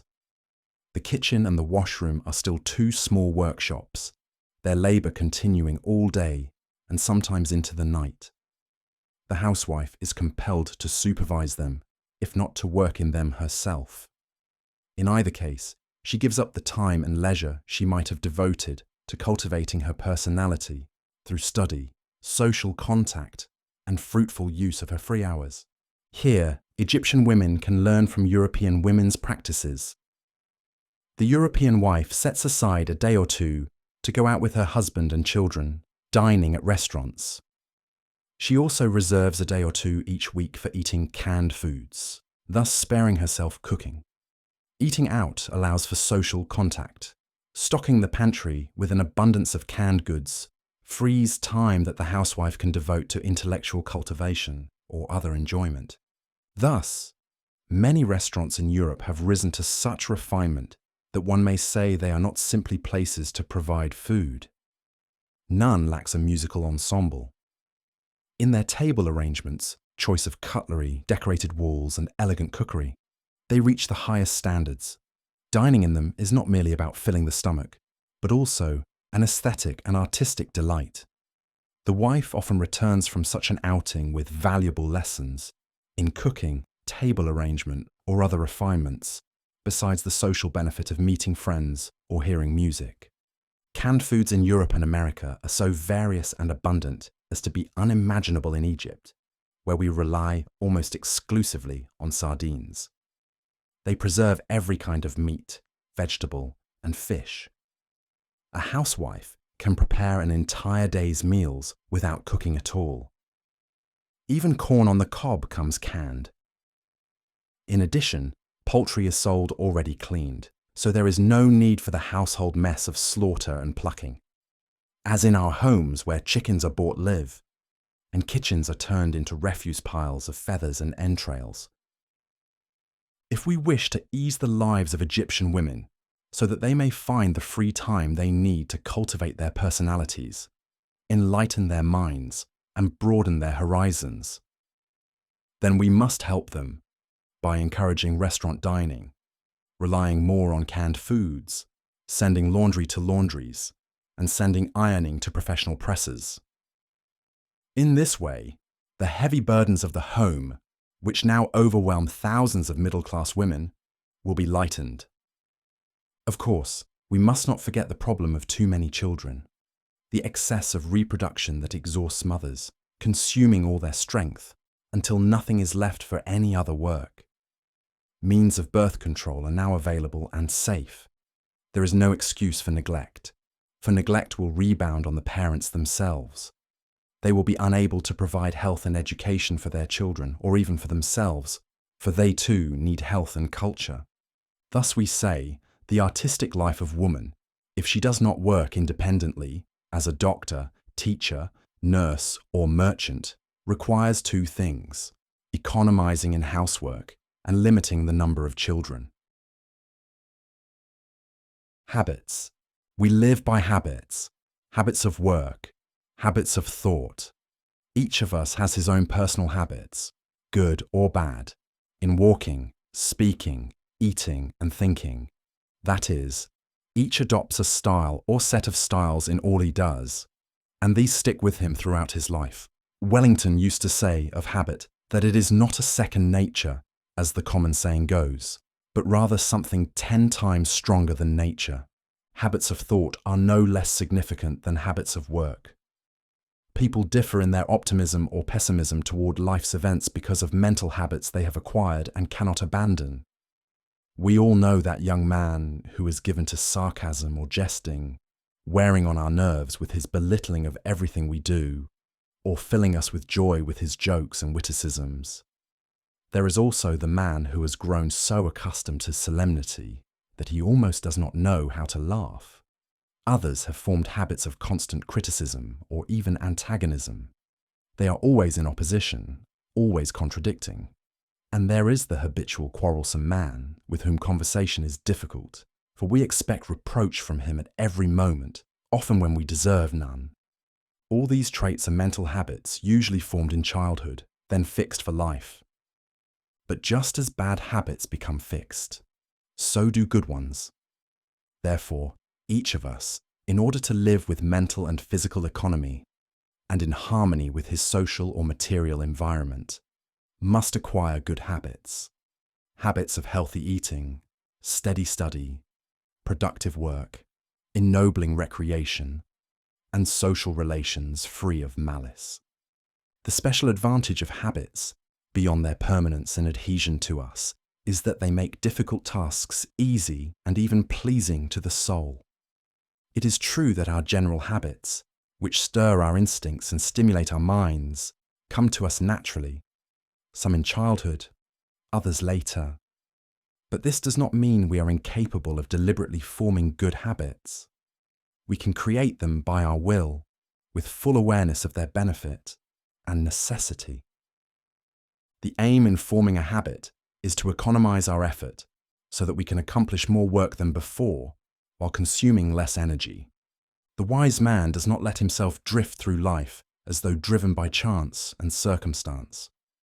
He must live with purpose, guided by goals, with appreciation for his talents and abilities, using them to make his life fruitful, if not happy. For this reason, he needs to acquire good habits that aid in his progress and development. The first requirement in forming a habit is to be convinced of its benefit and necessity. This conviction must not be mere inclination. We must set down, in writing, the specific benefits we expect, with detail sufficient for review, reflection, and refinement. We must feel that we have not adopted this habit except by a conscious judgment, reached through awareness and reflection, founded on solid reasons demanded by the design of our life. Once convinced, we begin. It is enough to dedicate ourselves to today, this very day, practicing the habit. Then we renew the resolve each day until repetition establishes it firmly. Perseverance is essential, so that not a single day passes without practice. It is clear that when we choose a habit, it must be within our capacity, so that our strength is not exceeded and we do not abandon it.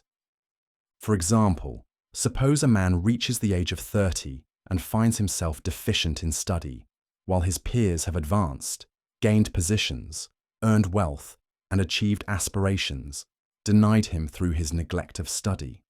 He now intends to acquire the habit of study. The first step is to specify the field of study, to set down in writing the reasons that call him to it, with detail and revision, until he is convinced of its necessity. Then he must begin, today, with study and persevere.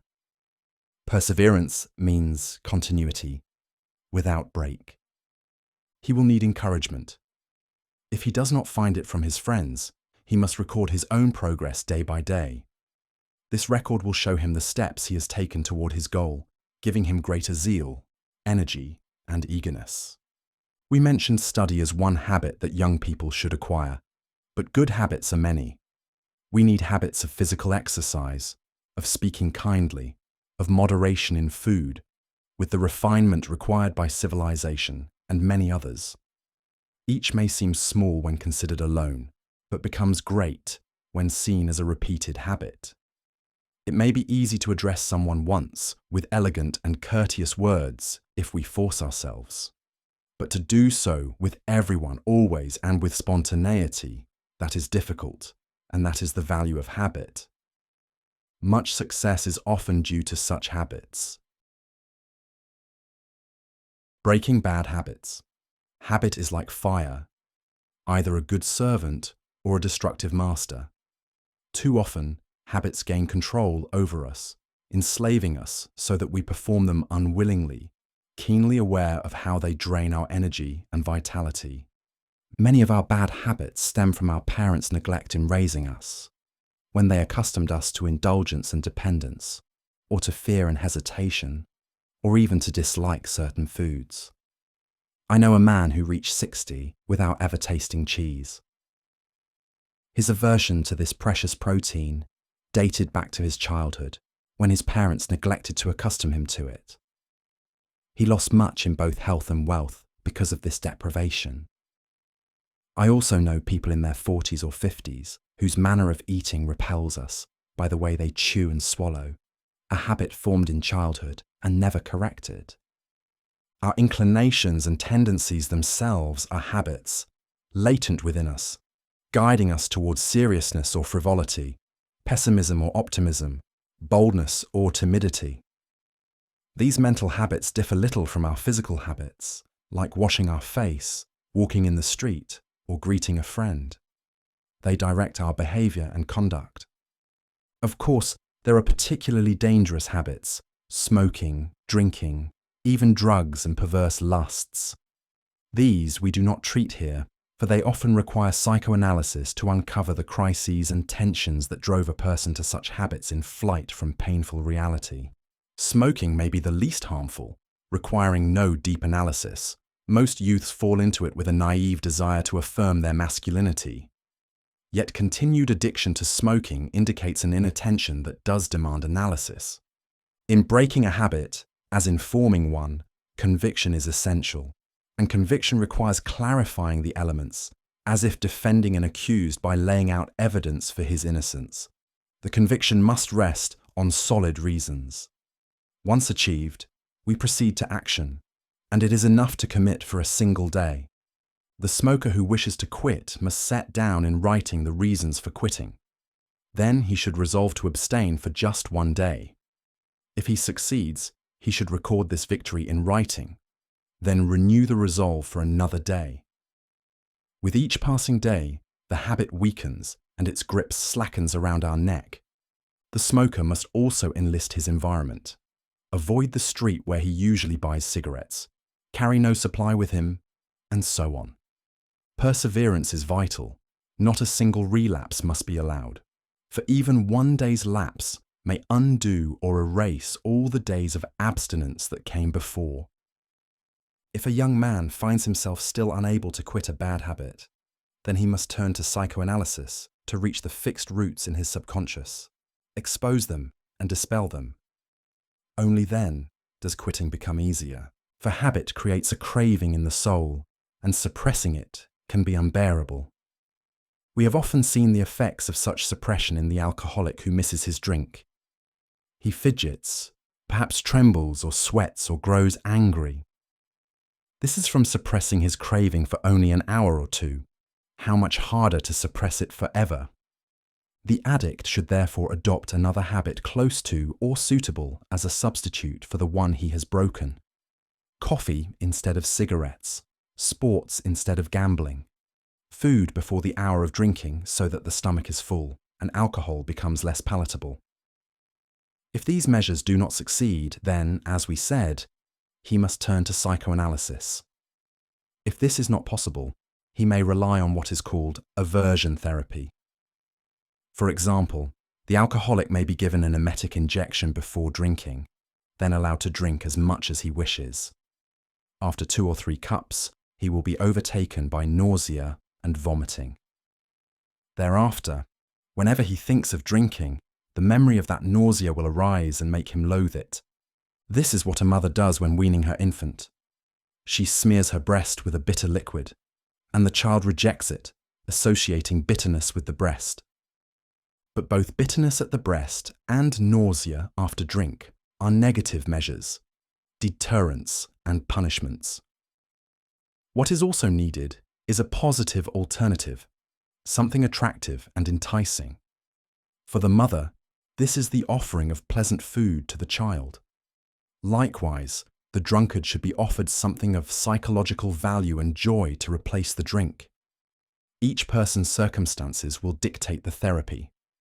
One may be cured by cheerful company with a friend, another by engaging pursuits that absorb his energy and attention. Our lives are a chain of physical, mental, and emotional habits. If we wish to make our lives an art, a beautiful work, we must cultivate habits that economize our efforts. We must also cultivate habits of refinement, to be elegant in dress, food, and conduct, so that quality replaces quantity, necessity gives way to excellence, and beauty becomes our aim in all means and ends alike. The habit of reading. In earlier chapters, we spoke of the great value of the habit of reading, but we must expand further on this point. A book that seeks to make life artistic must include a chapter on reading, for reading alone makes life artistic in many of its meanings. It lifts the reader above local concerns and material necessities into lofty human values, into intellectual refinements and delicacies inaccessible to the illiterate, or to the pseudo-illiterate reader who scorns books and refuses to read. In our day, the abundance of books, magazines, and newspapers is one of civilization's greatest triumphs. It allows us, through steady reading, to remain in constant touch with our age and our world. Our intellectual and emotional horizons expand, and the lives of readers become filled with ever-new interests unknown to our forefathers. Even if our lives are not longer than theirs, they are certainly broader and deeper because of reading. Clearly, we mean here enlightening, stimulating reading, not dark, narcotizing reading. There are men and women who buy a magazine as they might buy seeds or chewing gum, merely for amusement and to kill time. And there are writers who have supplied the literary market with these narcotics, numbing the mind and cancelling awareness. But the reader who cares about his life refuses such intoxication. He must not forget he is alive. He reads to increase his vitality, not to dull it. He grows happier and more aware of his growth through reading. His reading is a deliberate study, structured in stages across his life, like a program for growth and development. A reader who, after years of study, finds he has not progressed must reconsider and question himself. For most likely, he has chosen the wrong books, dry studies that do not inspire advancement, growth, or development. Random reading is harmful, like random eating. In the artistic life, we need organization, planning, programs that open new fields. An enlightened man today cannot be content to live on this planet without attempting to understand atomic energy, nor can he be satisfied to remain ignorant of the theory of evolution, biological and social. There are dozens of vital subjects no enlightened person can neglect, and they fill an entire lifetime. Indeed, those accustomed to study are always complaining of too little time, and thus they never know boredom. Their interests are many and ever renewed. The artistic life leans above all toward the fine arts, literature, poetry, music, painting, and so on. These refine our taste so that we seek beauty in our conduct as in our surroundings. But true depth requires more than browsing. One must participate actively in some specific field of culture, making it a focal point from which many other branches radiate. It is wise to practice writing about what one reads, first by sending letters to magazines, then advancing to articles, and perhaps to books if one can. In any case, one should attempt writing, for it strengthens the bond with culture, compelling deeper research and investigation. Another aspect of reading's value for the artistic life is that it is the greatest means of preserving mental youth in old age. The young person who cultivates the habit of reading newspapers and books then maintains it into maturity and old age, preserves words alive and ready in his memory, even when emotions have dulled and no longer stir the mind to thought, even when brain cells begin to deteriorate and fine blood vessels fail to nourish and cleanse them. In such conditions, old age usually brings forgetfulness of words and hence paralysis of thought. But daily reading keeps words present, and when words are present, ideas are present. Thus, the mind remains young and alive, and old age becomes filled with interests, even into the 90s or the 100th year. We see this clearly in all writers and scholars who never cease their studies in old age. While others around them grow dull, rigid, or senile, they continue to read and write as if still young. Rarely do they owe this to special health or robust arteries. Their true advantage lies in language. They have preserved words, and with words meanings. Thus their ideas remain alive, stirring them to interest and activity. Reading, then, is the best preparation for old age. It deserves as much care as physical health. Indeed, perhaps more, for it is the surest way to preserve vitality in the aged. We have examples in Egypt that prove this. At the very time I write these words, 1946, Abdelaziz Fahmy Pasha is 76 years old, his body broken in health, yet his mind astonishingly youthful, for he has never ceased serious reading. Words, that is, ideas, remain vivid in his mind, driving him to various cultural pursuits.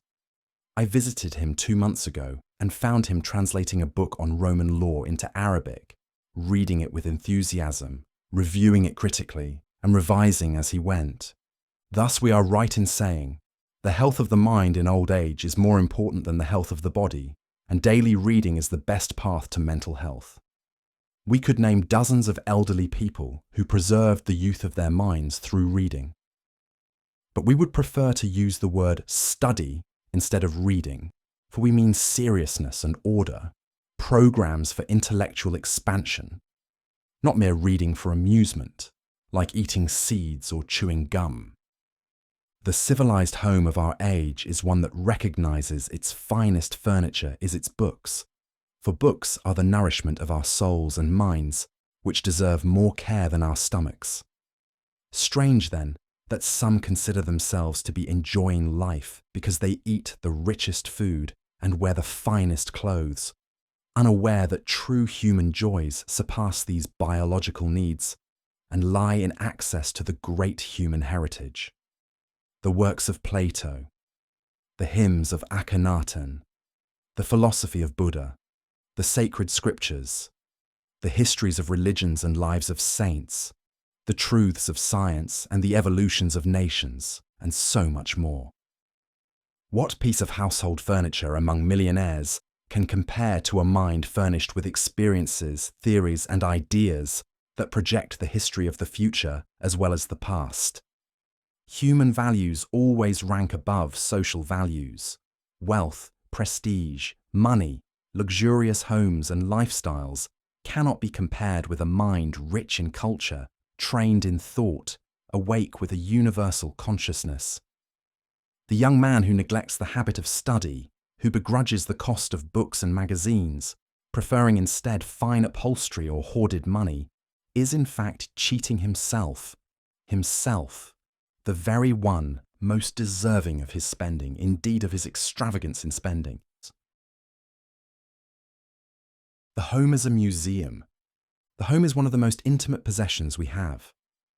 We may acquire company shares, or hundreds or thousands of pounds, or buy an estate to exploit while we live in a city from its revenues. Yet none of these acquisitions bears the same intimate relationship to us as the home. It has a personal character that nothing else does.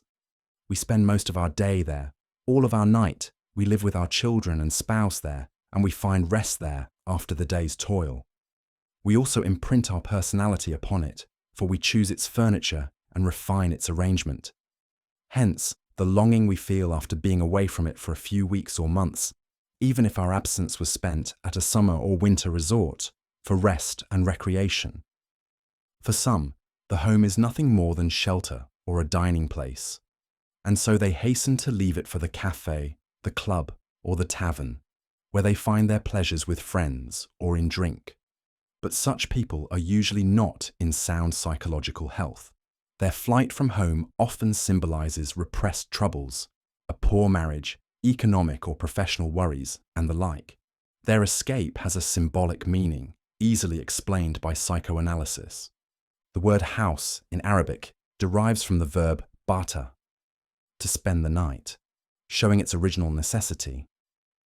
Yet modern man, having ascended beyond mere necessities, demands more from the home than shelter and food. In an earlier chapter, we advised that couples should occasionally dine in public restaurants and that laundry be sent out rather than turning the home into a workshop of cooking and washing all day long. The prevailing social order makes the home the natural domain of the woman, but not of the man. Yet we exaggerate this arrangement, as if woman were created for the home rather than the home for the woman. Such exaggeration turns the home into her prison, cutting her off from the social life she ought to enter and influence. Before being housewives, women are human beings whose greater role is in the universe, not merely within the walls of a house. There is a difference between pleasure and happiness. The former is material, connected with the goods we acquire and enjoy. The latter is intellectual, concerned with ideals and higher goals. Yet there is no doubt that the closest pleasure to happiness is the noble family life, for the home is both matter and spirit. It is shelter and food, but also a museum, a family founded on spiritual relations, striving toward ideals and fulfilling hopes that often drive us to our highest efforts. The modern noble home is a free academy where freedom of thought reigns in enlightened discussions, where democratic relations foster intellectual and moral growth. It is the cell of society from which the nation is formed. To care for the home is ultimately to care for good morals and upright conduct. For the children, as they grow, treat society according to the values and standards they absorbed at home in childhood. We live in our homes perhaps 70 years in the body, but our souls dwell there beyond our lifespans. We feel that our family is part of us, our life bound with theirs, so our sense of home extends beyond our own years. This feeling makes us willing to exert effort to improve the home. The home has the intimacy of a tailored suit, cut to our measure, fitting our form with all its imperfections. That is why we prefer a tailored garment to a ready-made one, which follows generalized patterns rather than the personal care of the individual. Thus, the home becomes a psychological complex, and our nostalgia for it is one of its signs. For this reason, many civilized nations have granted the home special sanctity. A creditor cannot sell it or its furniture, no matter how large the debt. Some nations even allow ownership of a private apartment within a large building of many flats to encourage this attachment, recognizing the home's moral influence. Just as the married man commits fewer crimes than the bachelor because of his bond to his wife, so too the homeowner is more upright than one who owns no home, thanks to this bond. The art of life requires us to view life artistically, to choose our furniture with knowledge and care independently, even if against convention. Convention is by nature standardized, but the independent personality seeks individuality. The home has space for artistic direction until, through refinement, it becomes a museum. Many wealthy homes have become such museums, but often sadly distorted, where pomp and ostentation replace true elegance. We must admit, however, that wealth today can furnish a home with the finest pieces designed by poor artists. This makes it difficult for the less affluent to bring art into their homes, let alone make them museums. There are exquisite artistic vessels adorning the tables of the rich, unattainable to others.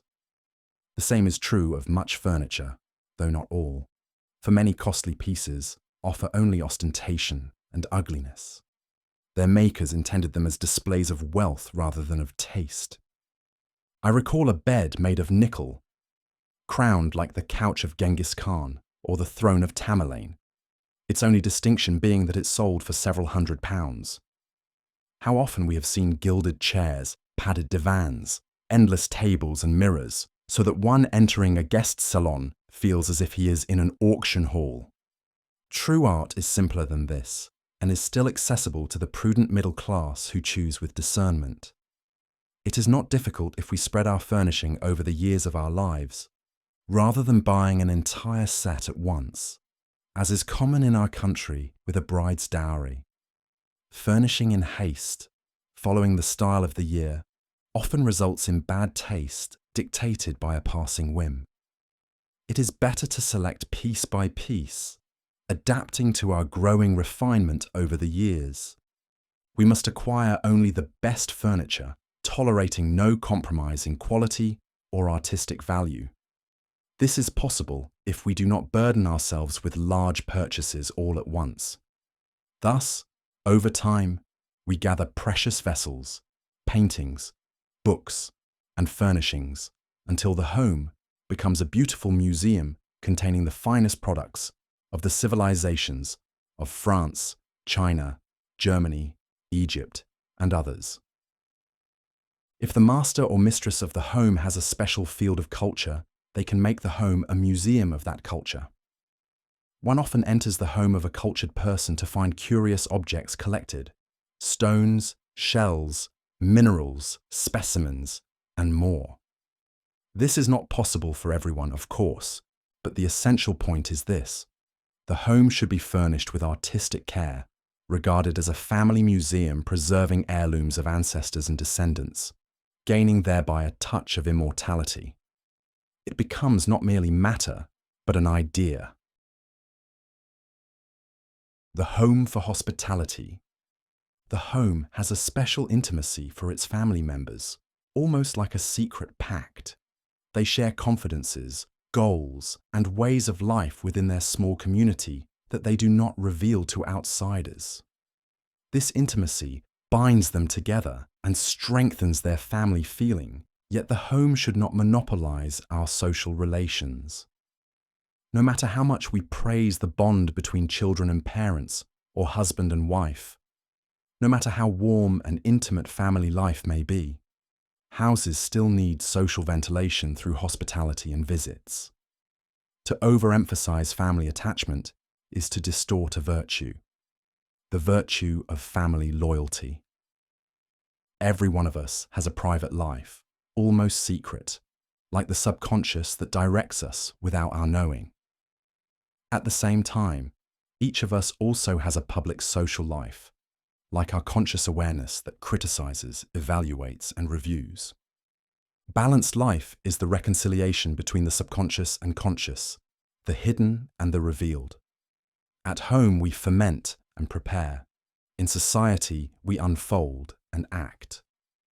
This is why hospitality and visiting are essential. They form the connection between home and society. We must care for the home with the utmost devotion, making it a museum containing ancestral heritage, the refinements of civilization, and comforts of life. But we must also avoid the confinement of walls, for they imprison the soul and stifle its growth and expansion.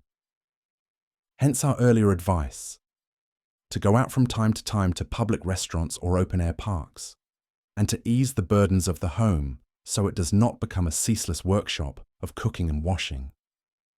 Hospitality is one of the refined arts which should be distinguished from the virtue of generosity. We often link generosity with lavish tables and abundant food. But modern hospitality is far removed from this material gluttony. We have been enlightened in this matter by Madame Nazla al-Hakim in her various lectures on modern hospitality, which she defined as aiming to elevate families through acquaintance and enlightenment. In a city like Cairo, where restaurants abound and their tables offer every variety, it is not the pride of a housewife to prepare for her guests a table piled with meats and sweets. A wealthy man in the countryside can provide such a material feast, but he cannot offer us the refined delight of cultured hospitality. Better than lavish attention to food is care in providing comfortable seating for guests. Chairs meant not for display, but for ease. We must therefore remove from our minds the old Eastern notion of hospitality as extravagant generosity. True, hospitality requires some food or drink, but only within the bounds of moderation and reason. When we host or are hosted, we should prefer nourishment of the mind over nourishment of the stomach. We should love to hear conversations that teach and enlighten, and we should cherish meeting distinguished personalities we might not otherwise encounter except on such occasions. Thus, hospitality must be studied as a special part of public life. Families should designate a weekly day for hospitality, offering tea or iced drinks with a few light foods such as sandwiches. Serving tea is better than preparing a full dinner. It allows for long evenings from 5 o'clock until 9 or 10, without burdening us with heavy expenses that discourage consistency. Good hospitality requires a focal point that brings guests together.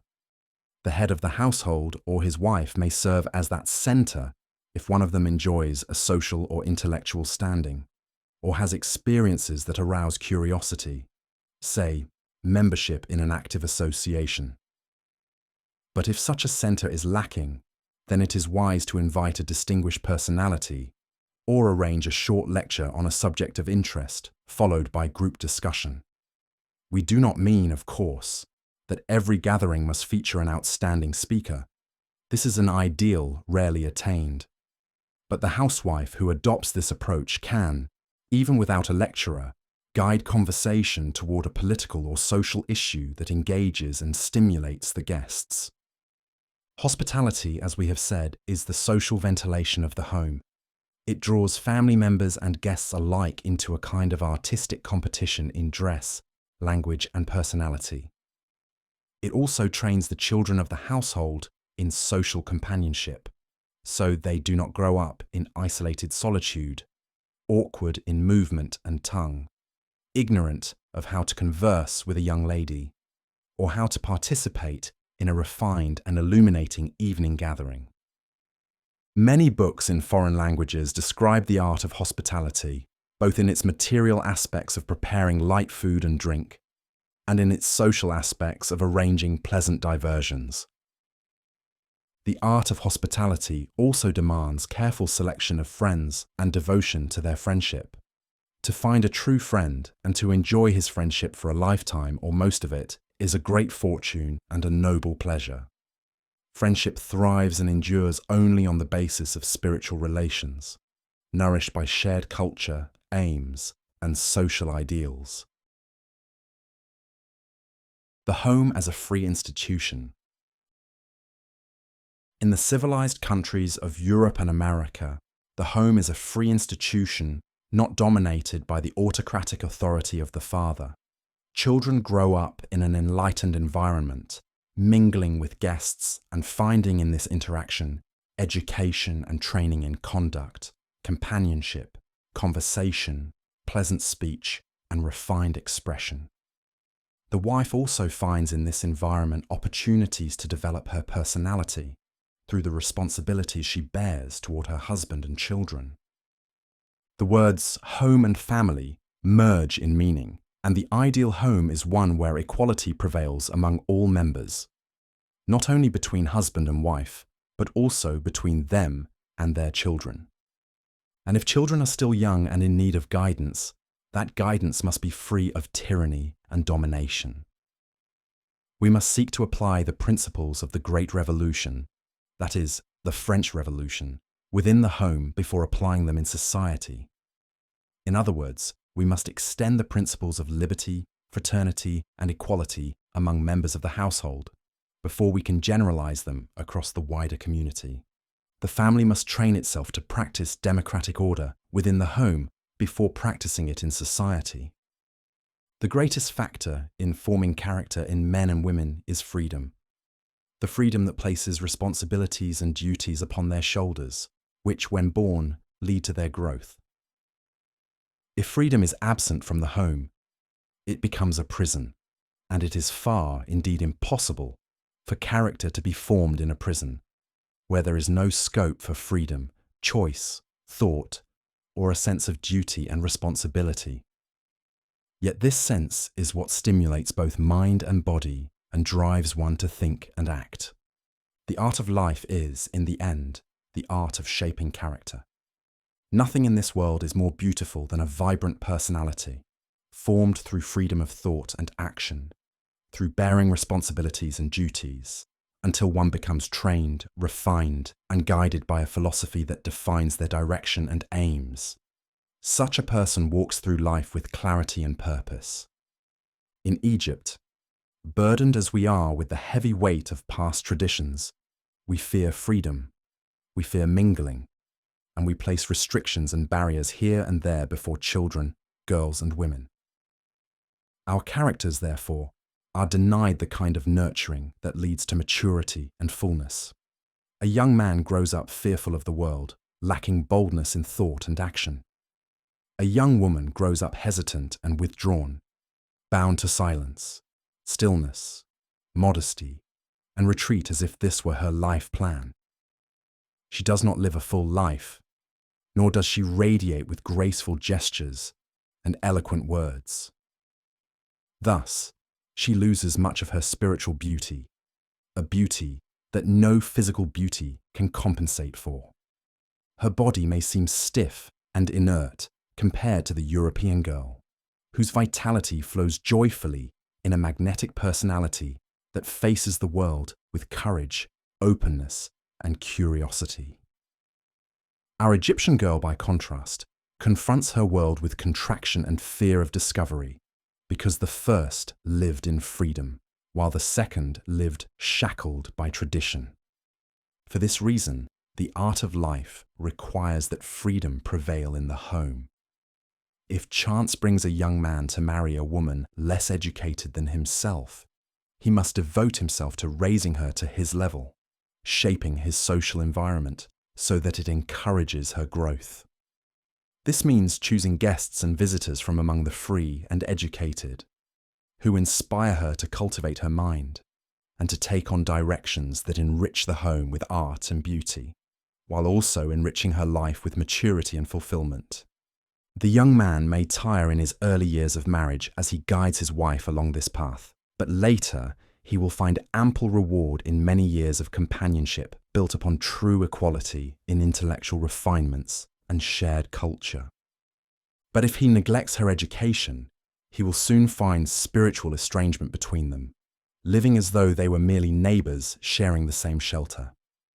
Just as we fear women's freedom, we also fear children's freedom. We deprive them of things we do not even deprive animals of, play and carefree youth. We burden them with studies when their nature cries out for play and joy. Sometimes, when guests visit, we try to prevent them from mingling, thereby depriving them of sound social upbringing and pushing them instead to seek a corrupted social education among peers raised in unhealthy environments. Our youth in Egypt know little of European homes. They read novels or watch films that portray the eccentricities of life more than its norms, and so they imagine corruption and deceit in the life of the civilized. They cling stubbornly to traditional Eastern life, grow zealous for it, deny freedom to women and children, and impose upon them lives of withdrawal and inhibition, a life like asceticism or close to it. They come to resent, even loathe, the pleasures of family life. Indeed, our youth do not realize that the European maid owns a library in her room, containing no fewer than 200 or 300 volumes, and insists on having leisure hours for reading and study. They do not know that hospitality in refined European homes never ceases, that children invite their friends to parties at home, and that parents encourage this activity as it gives their children training in social manners and gracious hospitality. Nor do they know that mingling between the sexes continues unbroken from childhood to old age. This mingling trains both boy and girl in grace, guides sexual instincts toward their natural path, and prevents the hideous perversions that spread in the segregated societies of Eastern nations. There, life is fuller and richer, and personality more complete and vibrant. We must live in our present. We do not live a single life, but many. The life of childhood, then boyhood, then youth, then maturity, then old age. Each of these lives has its joys, its sorrows, and its trials. No one, not parents nor teachers, has the right to deprive us of any one of them.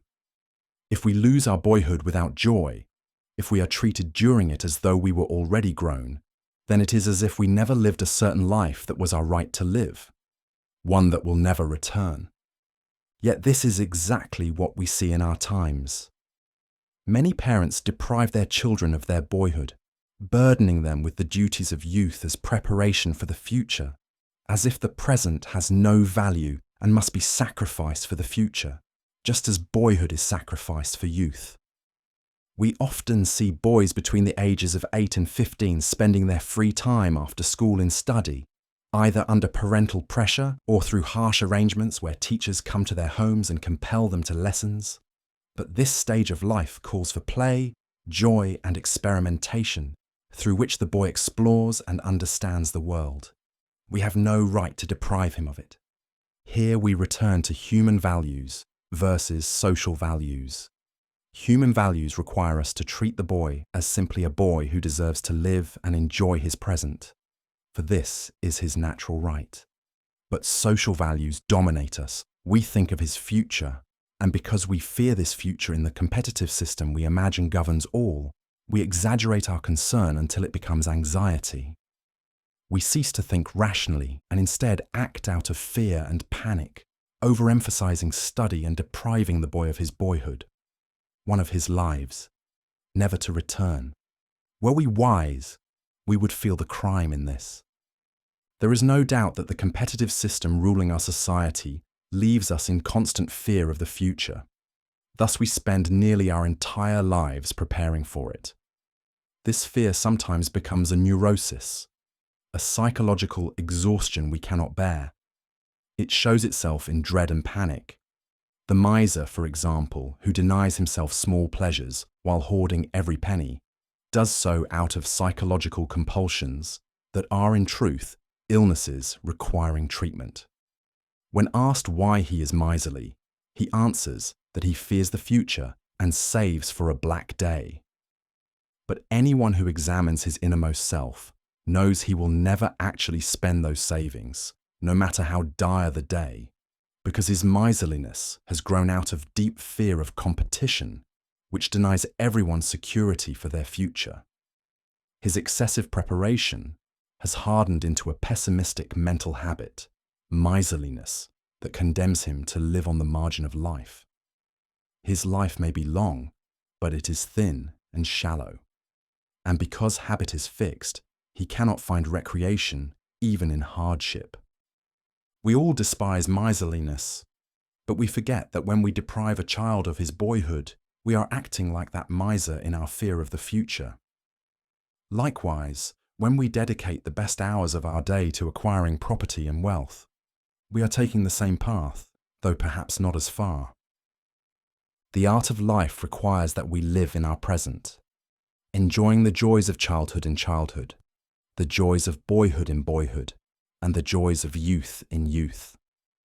We must not postpone these joys in preparation for the future, because we cannot be as sure of the future as we are of the present. If we deprive a youth of the joys of his youth on the grounds that he must prepare for the future, we cannot even be certain that he will live to see that future. This does not mean we deny or ignore the future. Rather, we believe that living rightly in the present is itself living for the future. There is a difference between two people both concerned with the future. One becomes miserly, hoarding and over-depriving himself, while the other sensibly takes out an annual insurance policy, for example.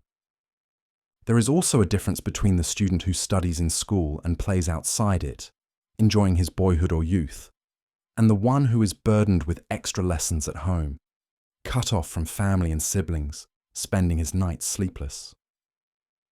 The balanced man, whose nerves are steady, gains from his present the insight to face his future calmly.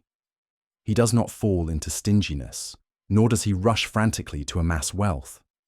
If we live in our present, pursue its concerns, and enjoy its pleasures, this very practice prepares us for the future.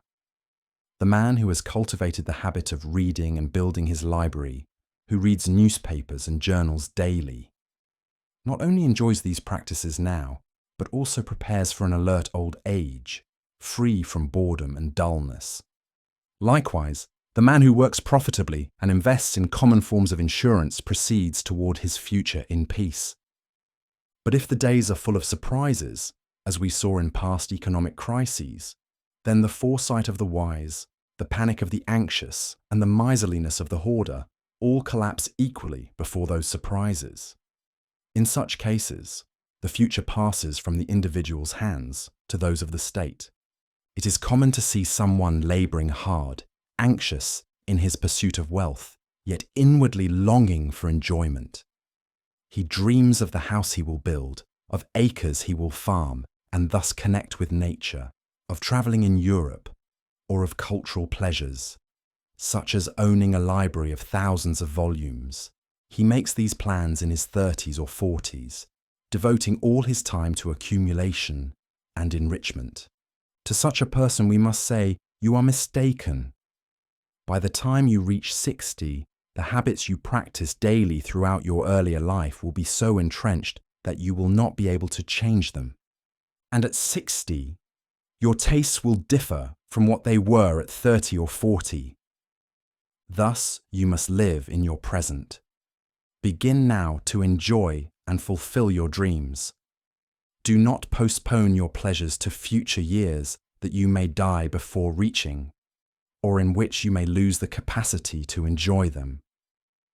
For every age has its own joys. The joys of youth are not those of maturity, and the joys of maturity are not those of old age, just as the joys of boyhood differs from those of youth. Growth and development. When we compare a stagnant reactionary man with another who is progressive and evolutionary, we find that each has developed a particular disposition. The first, at his core, is pessimistic, fearful of the world, expecting disasters, and anticipating nothing good from change. Thus, he is dull, preferring stillness to movement. The second, the progressive who embraces change, is optimistic about the world, believing in advancement as though it were his political creed. He calls for renewal in politics or economics, or for change in literature or society. In this sense, we may regard stagnation and reaction as illnesses born of fear. The source of this fear often lies in childhood mistreatment. The reactionary may have been insulted, beaten, or treated with hatred and harshness, such that he later came to believe that safety and peace can only be found in preserving his state unchanged. He lives in constant expectation of worse to come and dreads any alteration, suspecting it will bring harm. The stagnant, reactionary man does not live a natural life. For growth and development are laws of nature, attested by 1 billion years of biological history.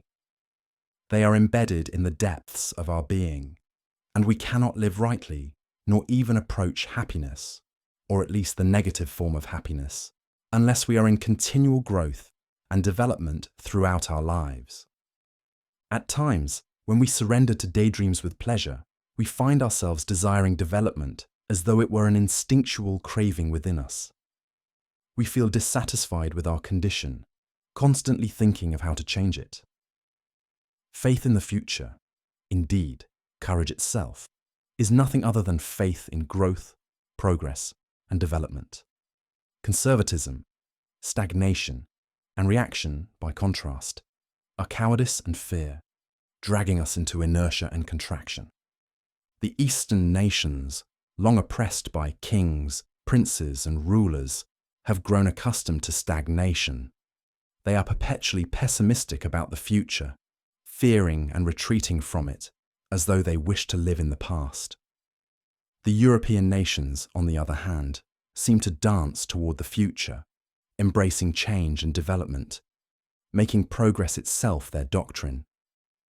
It would not be sufficient here merely to advise the reader to be optimistic and avoid pessimism, for such states are often formed in childhood, or result from a series of life's calamities that leave the heart filled with doubt about the future. What is useful is to recognize that without optimism, we cannot develop. That is, we cannot live according to the laws of nature. Every reader must therefore analyze his own pessimism and fear, trace them to their roots, and by uncovering those roots, return to optimism and courage. The clearest expression of growth, advancement, and development is culture.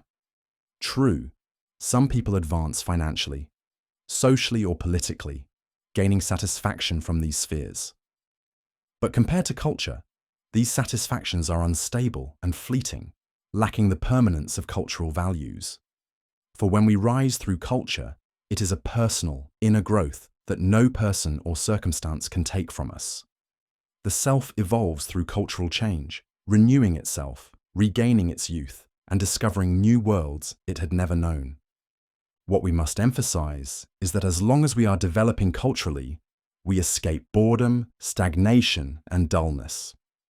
The world becomes filled with delights, and despair does not oppress us. Even heavy misfortunes can be borne. When we become accustomed to culture, we often emerge from it with a fighting creed for human good. This creed nourishes us, illuminating our vision of life's meaning, and provides us with unceasing interests. As long as we are engaged in such interests, we avoid the deadly boredom that overwhelms those who drown in pleasures until they tire of them and turn away. The art of life, in a sense, is the art of living joyfully, if not happily. Thus, we must secure for ourselves experiences of joy by creating both intellectual and material means of well-being. When we engage in study, we feel a deep sense of the pleasure of development. To preserve this, we need continuous cultural programs that carry us through the stages of life, ensuring our minds remain youthful and renewed. As we grow older, especially after 60, our energy may decline and we risk dullness or stagnation. But if we have made study a lifelong habit, a method of living, we enter maturity and old age retaining our youth, joyful with the world, our vocabulary alive, and with it our ideas. We have said this before, but it bears repeating endlessly.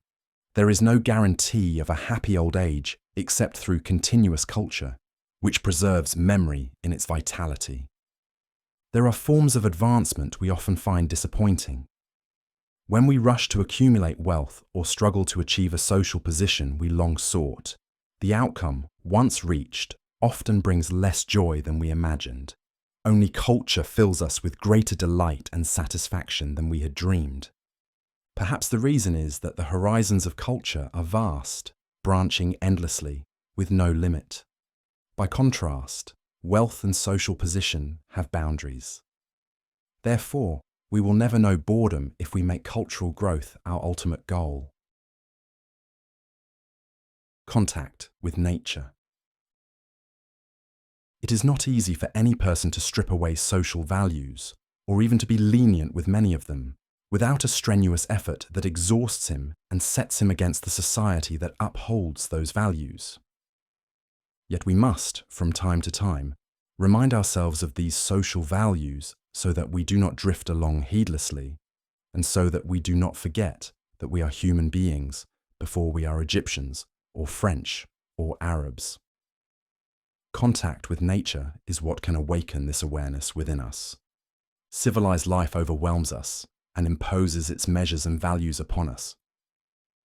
Success is measured by one's ability to accumulate wealth. Beauty is defined by luxurious furniture, expensive jewels, a flashy automobile, paintings on the wall, and similar things into which we are swept, imagining we are masters making choices, when in reality we are most often slaves to social convention that denies us independence. From time to time, however, we encounter or read about those human beings who rebel against these conventions, like Tolstoy, who abandoned the cities and lived on his estate, making his own shoes by hand, or Gandhi, who stripped away the garments of civilization and contented himself with a single piece of cloth draped around his shoulders or tied at his waist, living on milk and fruit, or Henry David Thoreau, the American writer, who left the cities and built for himself a hut that cost no more than £6, where he lived for 2 years by the woods, feeding himself on fish, small animals, and birds. He said of his retreat into the forest and the life of simplicity, "I went to the woods because I wished to live deliberately. to confront only the essential facts of life and see if I could not learn what it had to teach, and not, when I came to die, discover that I had not lived. In other words, Thoreau wanted to be alone with himself, to listen to his inner voice far from the clamour of the city and the noise of civilization, freed from its burdens great and small, so that he might probe life's secrets, reach its roots, discover nature, and find his true anchor within it. Deep in our hearts and minds, we all feel the need for such an experience, and that life should not be spent on this planet scattered among the countless cares and artificial concerns that civilization has imposed on us. That is why anyone who seeks an artistic life must arrange his life so that it is never cut off from nature, and so that human values remain vivid in his mind and alive in his heart. He must long for them, strive for them, and delight in them. And when he does so and grows familiar with nature, he will discover that it contains countless forms of beauty. In the twilight at sunset, in the sunrise after the stillness of dawn, in the majesty of mountains, the vastness of the desert, and the endless variety of plant and animal life. All this will make him scorn much of what civilization drives us to acquire and to boast about.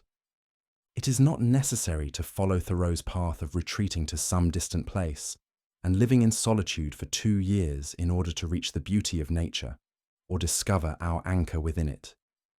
Escaping from time to time into the countryside, spending a few days or even just a few hours there, illuminates our vision, brings us closer to nature, and helps us shed the excess baggage that accumulates around us like barnacles on a ship. Gandhi did not lose when he cast off 15 pieces of civilized clothing and kept only 1. In truth, he gained.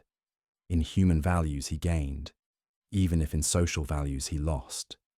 Sometimes, when I sit in the countryside and watch the moon turn everything on earth into something magical, or when I watch the twilight in its splendor, or when I go out at dawn to await the rising sun while the world is still and fresh, as though newly created, or when I see the crows returning to their nests at sunset, or the doves cooing in quiet intimacy, or when I contemplate that hidden struggle between plants and animals in a thicket or a grove by a stream, at such times I marvel that any human being could be content to spend even a minute in what they call killing time at a cafe, instead of rushing breathlessly to the countryside to experience life in its depth and essence. I marvel at someone, more often a woman, who thinks beauty lies in a pearl necklace or a diamond pendant, when a mountain of such jewels cannot equal the beauty of twilight or the moon. Ignorance of nature, of the world itself, is so widespread that we often meet a man who knows microscopic details of literature or science, yet is ignorant of this vast world, his first homeland, unable to recognize its wonders in stone, plant, or animal. Nationalism has divided us on this planet so that we no longer yearn to see our own magnificent mountains like the Himalayas, or our splendid waterfalls like Niagara. We feel as though the Himalayas belong to the Indians, or Niagara belongs to the Americans.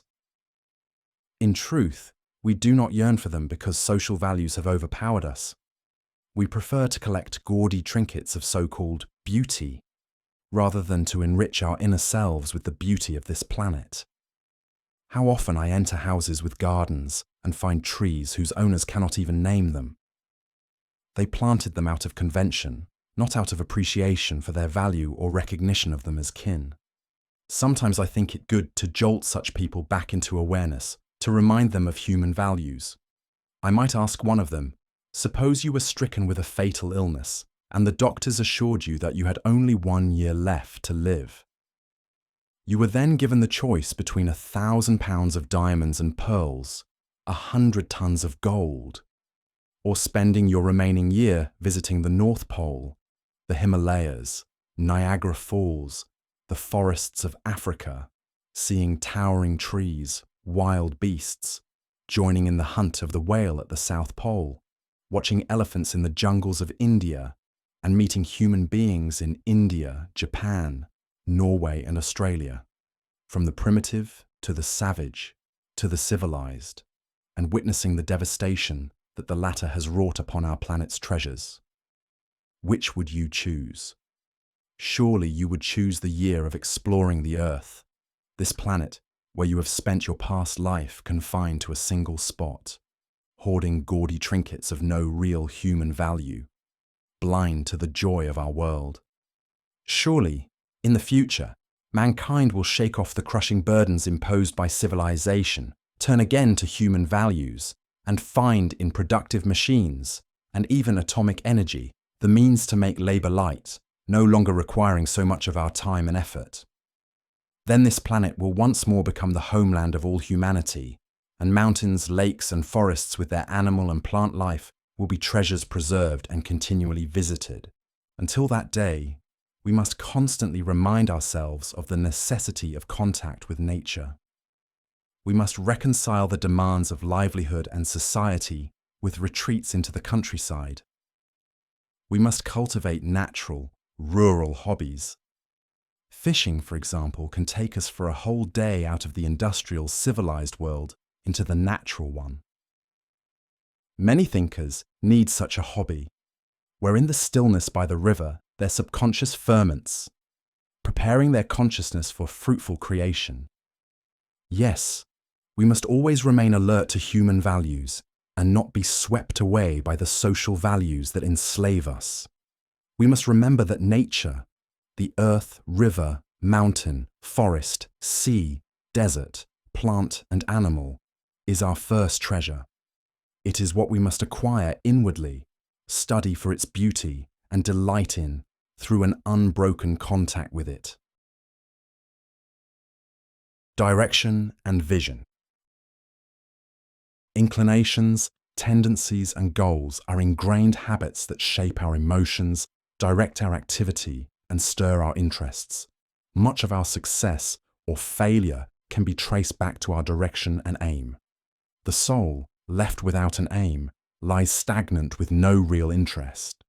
But once it has a goal to strive toward, it awakens and acts with vigor.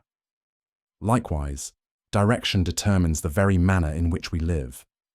Consider a boy or a student who sets his aim on ranking first in his school.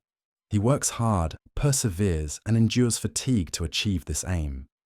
His direction becomes his habitual way of studying, to the point that he feels deep sorrow if another displaces him from the top spot. Here we see how direction becomes an ingrained habit, shaping emotion, directing activity, and awakening interest. It is not necessarily that this student is more intelligent than his peers who rank lower, but rather that he distinguishes himself through his direction and goal. His advantage is emotional, not intellectual, for it is direction that moves emotion, and emotion that stirs both bodily and mental activity. Take also the example of a hungry dog and a satiated one. The hungry dog, moved by the emotion of hunger, prowls with its nose to the ground, searching for food. Its physical movements are guided by emotion, its mind by the search, and its nose directs its intelligence just as our eyes guide ours. The satiated dog, on the other hand, is idle or asleep. Emotions, then, are the currents that set us in motion. Our inclinations, tendencies, and aims are the emotions by which we move towards study, diligence, and other pursuits. As they stir our bodies, they also stir our minds, rousing us from heedlessness and energizing us after lethargy. Optimism and pessimism, ambition and stagnation, these too are directions. Each creates a spiritual, mental, or psychological map by which we perceive the world and define its human and social values. From this arises our aim, or our vision, and the style in which we live. The optimist is enthusiastic, active, and finds joy in life. The pessimist grows dull, stagnant, and finds life tasteless and bleak. Here lies, for example, the value of religion to the believer. In it he finds both vision and method. Religion becomes for him like ballast that steadies his life, keeping it balanced when storms and calamities strike. Vision is the fruit of optimism, for the pessimist has no vision. You cannot, for instance, be a socialist hoping for equality and brotherhood among men unless you are an optimist. Conversely, the reactionary conservative believes that evil is dominant in human nature, unchanging and incurable. He is therefore a pessimist without vision. That is why the former struggles, while the latter stagnates. Ideals and visions alike endow us with a spirit of struggle, and this spirit drives us to study and to rise, making us find joy in life through the very act of striving. Struggle against colonialism and imperialism, struggle against religious or racial fanaticism, struggle against disease, ignorance, poverty, and injustice. All these stir our emotions, awaken our energies, and, I might even say, sharpen our minds. Through such struggles, we not only serve our nation, but also elevate ourselves by enriching our character and filling our lives with human and social concerns that deepen and broaden our experience of life. Perhaps the greatest of directions is that of love as a way of life. For love increases understanding. We understand more when we love, and less, or at times nothing, when we hate. Do you not see how a mother, moved by love, understands much from a mere gesture of her child, or even of any child, while another, cold, indifferent, or hateful, understands nothing? Some claim that love blinds, but in truth, love illuminates, opening the mind to perception and knowledge. It is hatred, malice, resentment, and aversion that blind us, veiling our eyes and our minds so that we neither see nor understand. A man who loves the artistic life, who loves humanity and nature, who loves culture, he finds that the broader his love, the greater his understanding, the deeper his insight, and the more insatiable his desire for knowledge, study, and exploration. Through this love, he also finds vision, a goal of reform sought, an injustice to be lifted, an invention to be realized. He lives happily with these ideas, radiating light upon everything he touches, as though his mind were a lantern shining on all around him. Such a man follows a sacred faith. It matters not that he may defy tradition, for true religion is the crystallization of our experiences and culture. A man who has lived much, studied deeply, and directed himself with love must inevitably reach this point and see a vision of faith.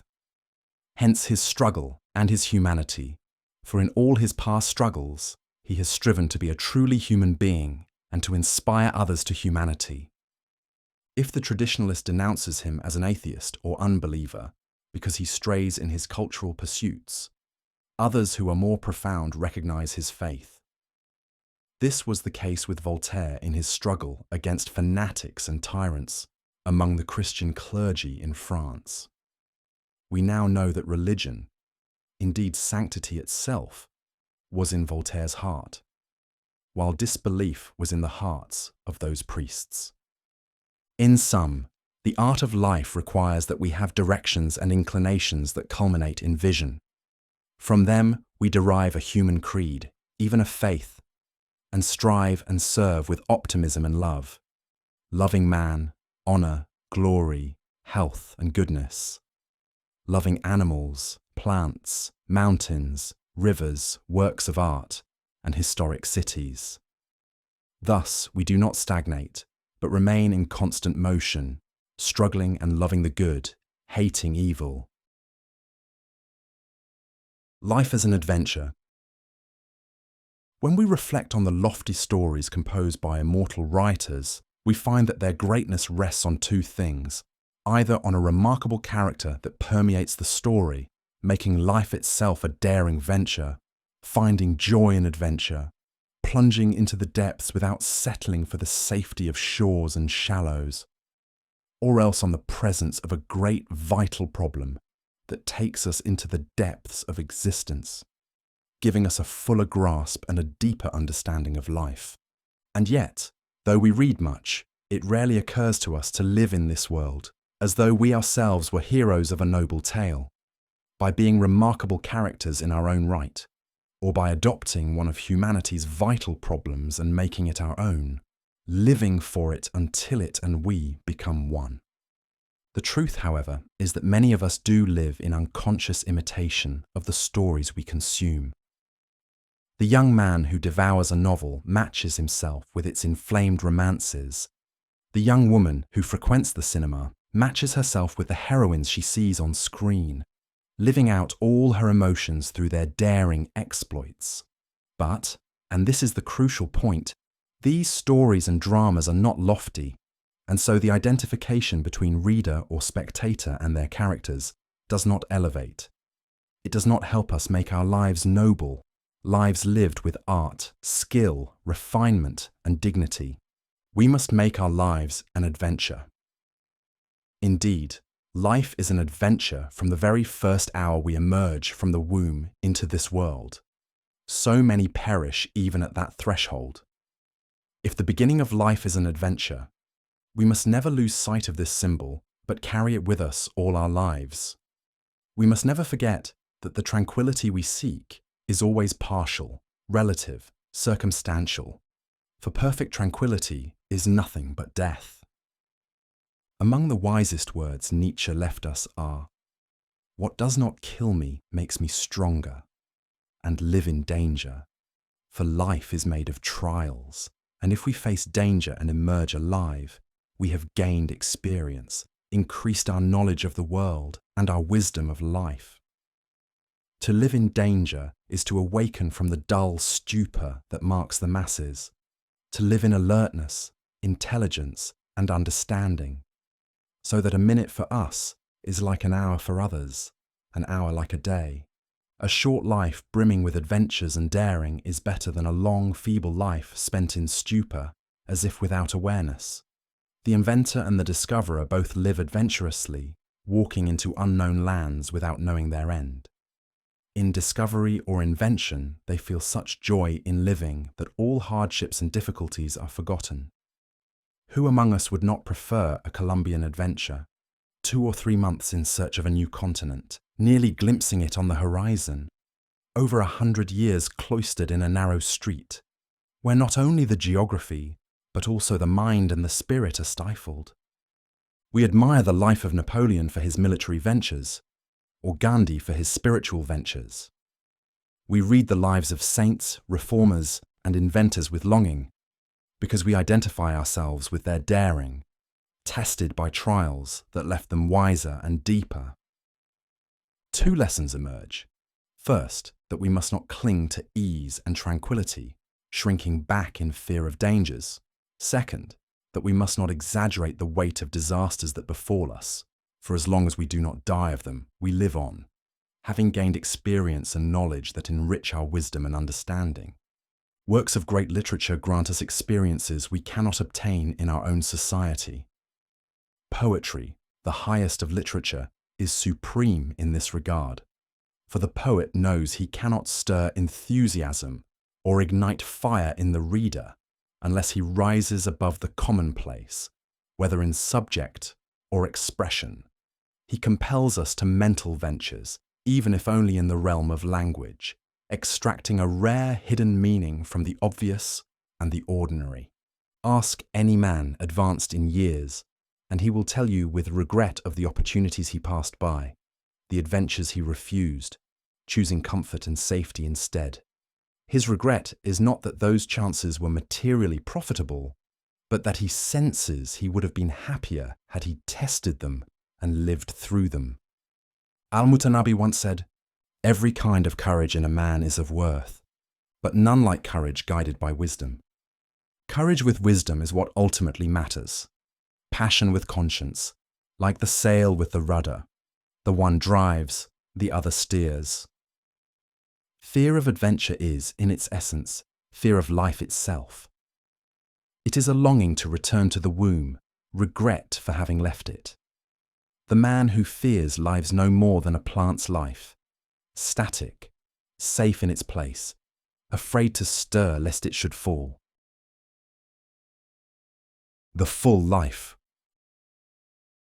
When we contemplate the brain, or more precisely, its grey cortex, we find a network of millions of cells capable of forming millions of thoughts and new mental combinations.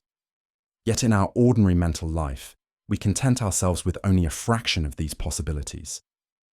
It is as though a tenth of the brain would have sufficed us. If, from birth, we had cared for intellectual life, directing education toward discovery, invention, and original thought, instead of submission to dogma and the blind conformity of social routine, then each of us might have become a philosopher, a scientist, or an inventor, for in the cortex lie millions of cells, enough for millions of intellectual syntheses. But we leave them fallow, uncultivated, barren, and so we never live out the fullness of our mental life, but settle for the least of it. Our intellectual life is but a part of our human life, yet it is the best part we possess. Sadly, however, we do not live out the fullness of our human life either. Our lives may be long in years, but they lack breadth, or they fill with years that themselves are not filled with life. The gospel has urged us toward breadth and depth of life when it spoke of the value of the abundant life. Abundance here means abundance of experience through activity and renewal. A stagnant, motionless life is not abundant, or at least not abundant in the way that a life that vibrates with joy and play is abundant. Here we recall the word hamasa that Abu Tamam chose for his anthology of poetry, that immortal line of verse which acts like a lens, focusing scattered rays of light into a single intense point, stirring us with intellectual emotion, delight, admiration, or thought. It is good to carry this meaning into life itself, for we must live with enthusiasm, without stagnation, without numbness or inertia. Each of us must have a central verse, a lofty goal around which energy crystallizes, toward which life itself is directed. All this belongs to the artistic meanings of poetry, which we must translate into life. And when we reflect, we see that we live three kinds of life, corresponding to three selves. We have the smallest self, the amoebic self of reflexes, seen in the amoeba, the sponge, and the lowest forms of life. We have the animal self, small but stronger, of appetites and instincts for food, sex, dominance, seen in animals low and high. Then we have the human self of consciousness, capable of reason, of seeing the world as it truly is when freed from our instincts, viewing it objectively. The full life is the conscious life, which carries us beyond stagnant self-centeredness into a living altruism, broadening and deepening us in what resembles a kind of mental continent, so that our lives are not limited by the dimensions of our bodies or personalities, but extend to others. Perhaps there is even a fuller life still, glimpsed by Freud in what he called the oceanic feeling, a heightened consciousness that dissolves the boundaries of the self until we feel fused with the whole universe, living in its atoms, molecules, stars, planets, plants, and animals. But this is only an intuition. All we can say with certainty is this: the full life requires generosity and optimism. The greatest thing that constrains our lives and builds walls around them is miserliness. This miserliness arises from pessimism, which breeds fear of risk. It numbs us, stiffens us, and reduces our lives to meager, impoverished experiences, sometimes even leading us into asceticism or monastic withdrawal that comes close to denying life altogether. I do not deny the value of asceticism or renunciation, but they should be means, not ends. We renounce and withdraw in order to rest, to renew ourselves, and then return to intellectual, emotional, and artistic experience with fresh strength. Likewise, chastity should be practiced to elevate sexual relations to a level of refinement and artistry, lifting us above crude indulgence of instinct, so that sex is not a matter of seizure and plunder, but of reflection and love. In this way, we meet beauty with consciousness, in art and thought, just as beauty itself meets us with allure. The full life requires, as we must repeat, an abundance of experience. This abundance means living to learn, to study books, nature, and society, to engage in politics, economics, and human progress, not merely as spectators, but as participants. We must live with a spirit of innovation, inquiry, and curiosity until our intelligence awakens, until the network of our cortical connections overflows with combinations.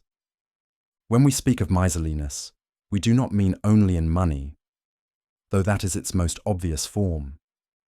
The worst part of miserliness is the mental and emotional stagnation it breeds, withdrawal, aversion to experience, hostility to life.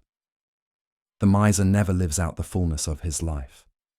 The full life demands optimism toward the world and the future, generosity, and a ceaseless thirst for inquiry and growth. Hobbies. Our leisure is increasing, and it will increase even more in the future. Filling it, or making good use of it, will become one of the greatest problems of education and upbringing. Indeed, the ultimate purpose of education will be how to make use of leisure, how to live 12 or 15 hours each day without wage-earning work.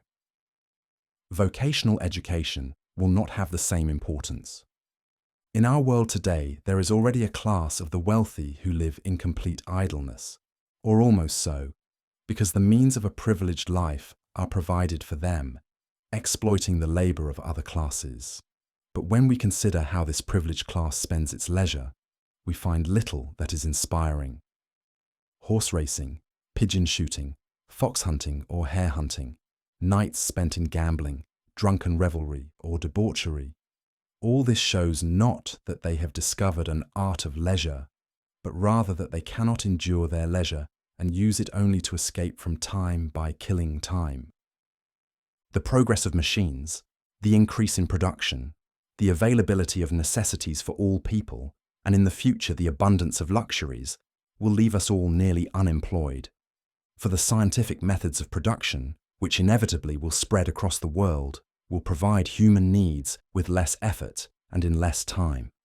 We shall all, therefore, find ourselves idle most of the day and night, in need of something to occupy us. If we do not find what is useful and elevating, we shall turn to what is harmful and degrading.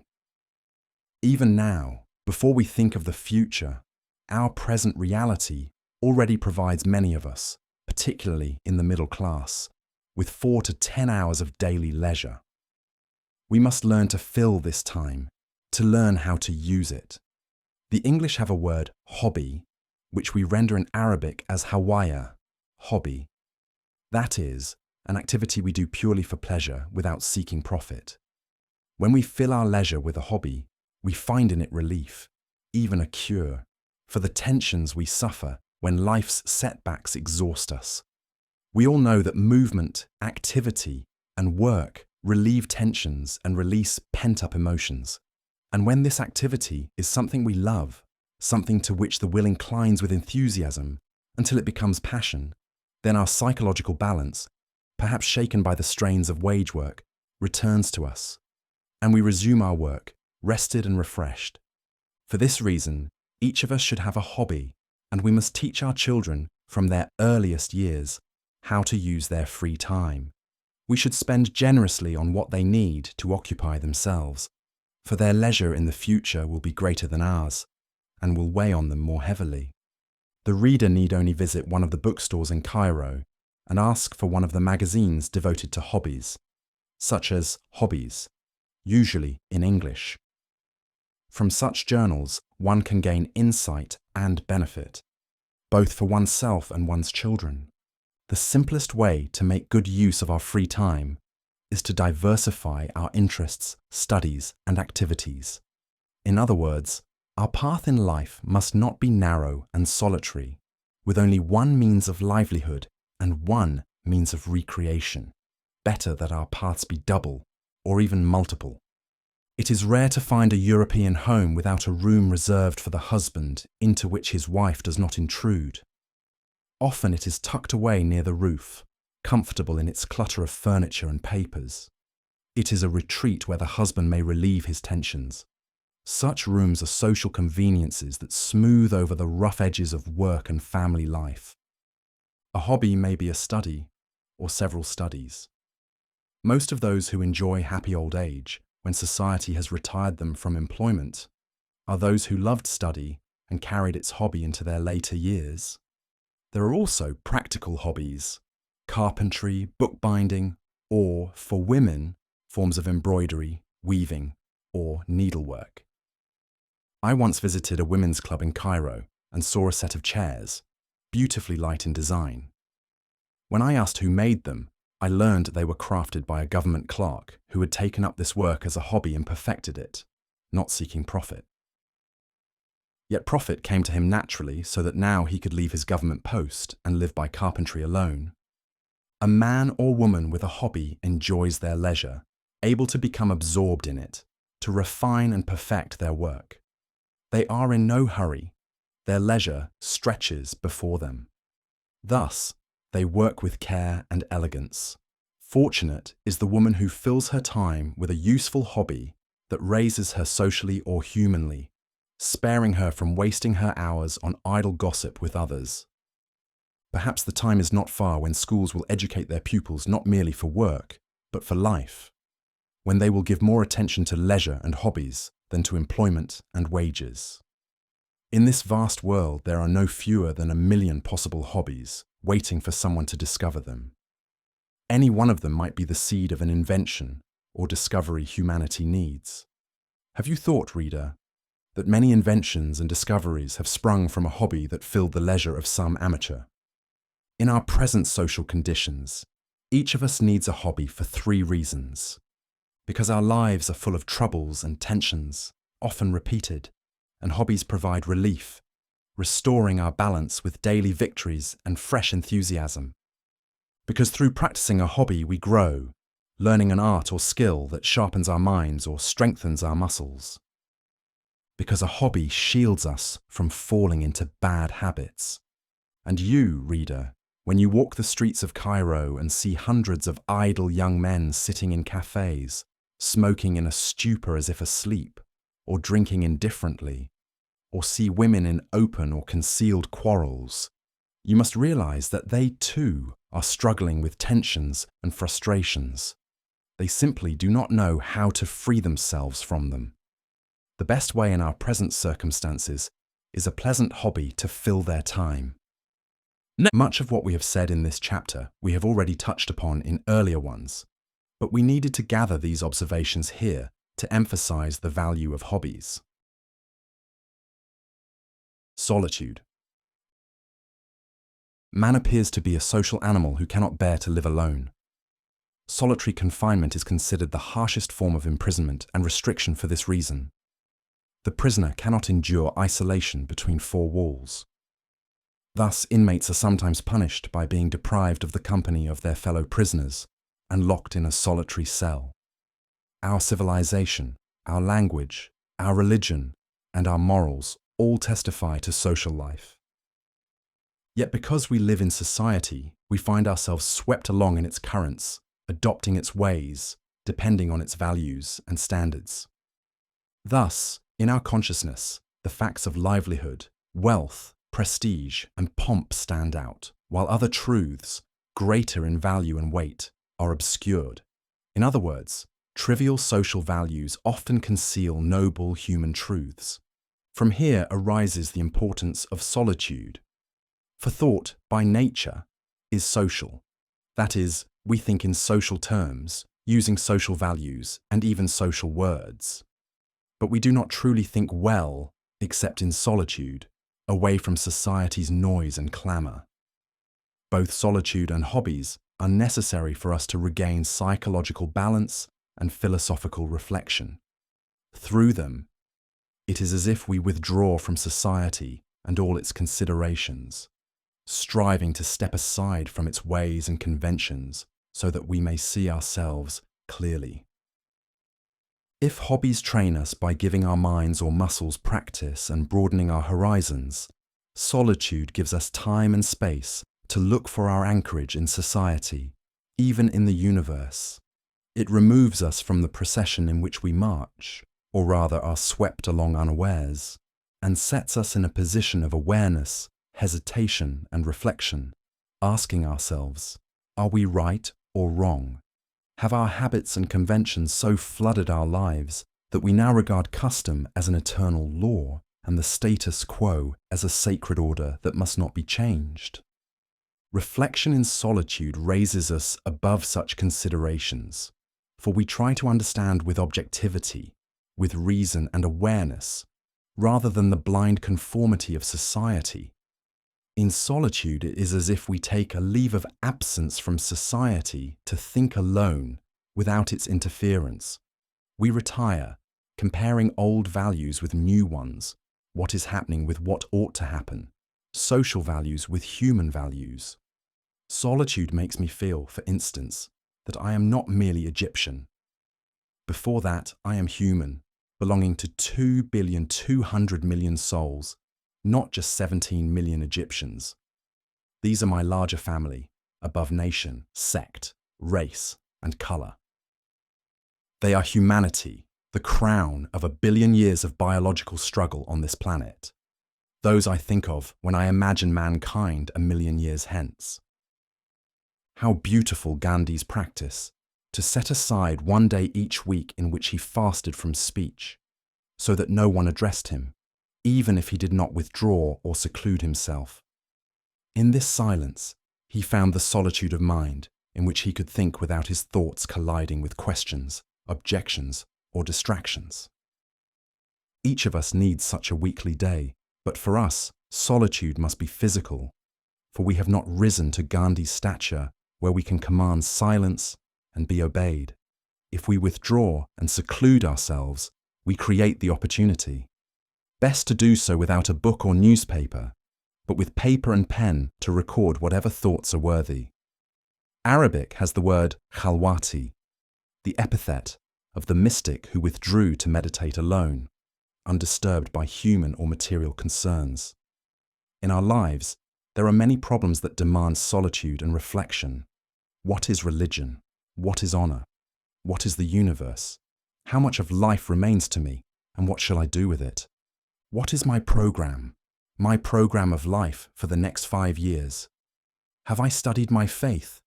Have I studied astronomy, that science closest to religion? Should my past or present life continue unchanged into the future, or must I change? Such questions require solitude, for they are human and cosmic, not confined by national or social boundaries. The mature mind never ceases to ponder them, but it thinks best in solitude. Goethe once said, "Without complete solitude, I cannot produce anything at all."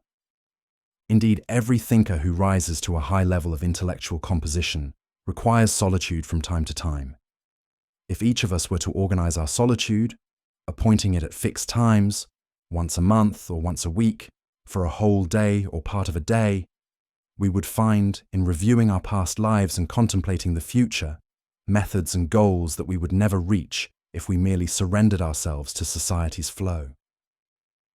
This social life that envelops us, at home, in cafes, clubs, libraries, even in newspapers and books, prevents fruitful thought. It distracts us with trifles that dissipate our lives. Solitude gathers our thinking into a focus, opening windows onto another expanse in which we may find what will change us for the better. What we propose is nothing new, for in reality, each of us already withdraws from time to time. One may go to a distant cafe to sit and think. After lunch, one may lie down not to sleep, but to reflect on a particular matter. Another may walk alone on a quiet path to think, and so forth. We feel the need for seclusion and practice it, even without guidance.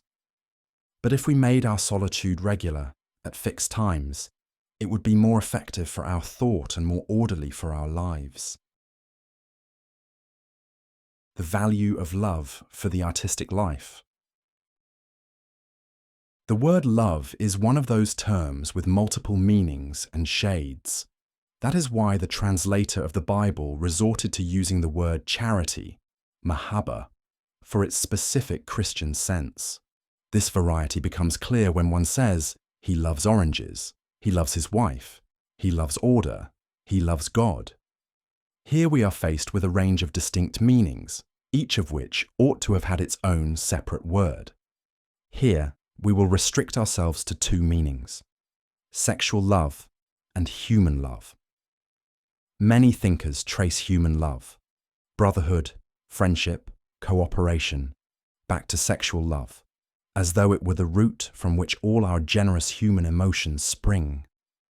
But the truth is that each goes back to a separate origin. The aim of sexual love is procreation, while the aim of human love is the enlargement of personality, social cooperation, family advancement, and intellectual growth. What we call sexual love is not in fact necessary for reproduction. Fish, for instance, reproduce by the millions without knowing love. The male releases his sperm into the water, the female releases her eggs into the same water, and fertilization occurs there without either ever knowing the other. When we observe animals during mating, the prevailing emotion revealed by their behavior is one of predation and devouring. The male often attacks the female. There is no tenderness between them, and sometimes mating turns into struggle, cruelty, and even killing.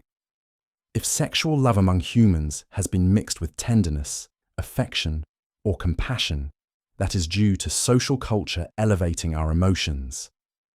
Human love, however, springs from another source: the mother's love for her children and the children's love for her. This affection is far removed from sexual love. It overflows with tenderness and care, binding mother and children together in companionship and cooperation. Primitive man was always on the move, with the mother tending to her children and raising them. Their attachment to her also caused them to attach to one another. If the mother died, the children continued their companionship, living and cooperating together. This sibling bond was the origin of human brotherhood, indeed the origin of society itself. We can press the distinction further and say, if a man loves a woman with deep human love, this love may inhibit sexual love, as though there were a contradiction between the two. The first is all tenderness and gentleness, the second partly predation and harshness. Sexual love is instinct blind to reason. Human love is mind and conscience. That is why we grow and expand through human love. It draws out of us our finest qualities of tenderness, gentleness, courtesy, tact, and sometimes sacrifice. This love is what makes man truly human. Brotherhood among men, the virtues we prize in a friend, the hopes we are willing to sacrifice for, all these return to human love, rooted in the affections of motherhood and childhood. We said that human love is mind and conscience. That is why love increases our understanding. Love awakens and stimulates the mind. It is the opposite of sexual love, in which we are carried by instinct. This is also why the seeds of genius, or at least talent, often return to love. The boy who loves nature, who collects plants, animals, shells and corals. This boy is driven by a human love, transformed into love of nature. It awakens his intelligence, broadens his horizons, and enlarges his personality. Through this love he comes closest to genius, for love makes him see more and understand more, just as a mother sees and understands more in her child than others do, through her love for him. The artistic life requires that we make love our guiding principle. Love fills us with optimism, driving away fear, anxiety, and doubt. It multiplies our friends, or at least makes us loyal to them, and fills us with joy in serving them. If we make love the basis of our relationship with people and the world, we do not grow weary of life. Instead, we find in everything grounds for sympathy and understanding. But love, like courage, requires training.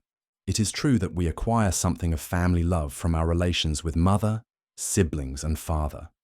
Yet, what we gain naturally in childhood and youth requires cultivation and development.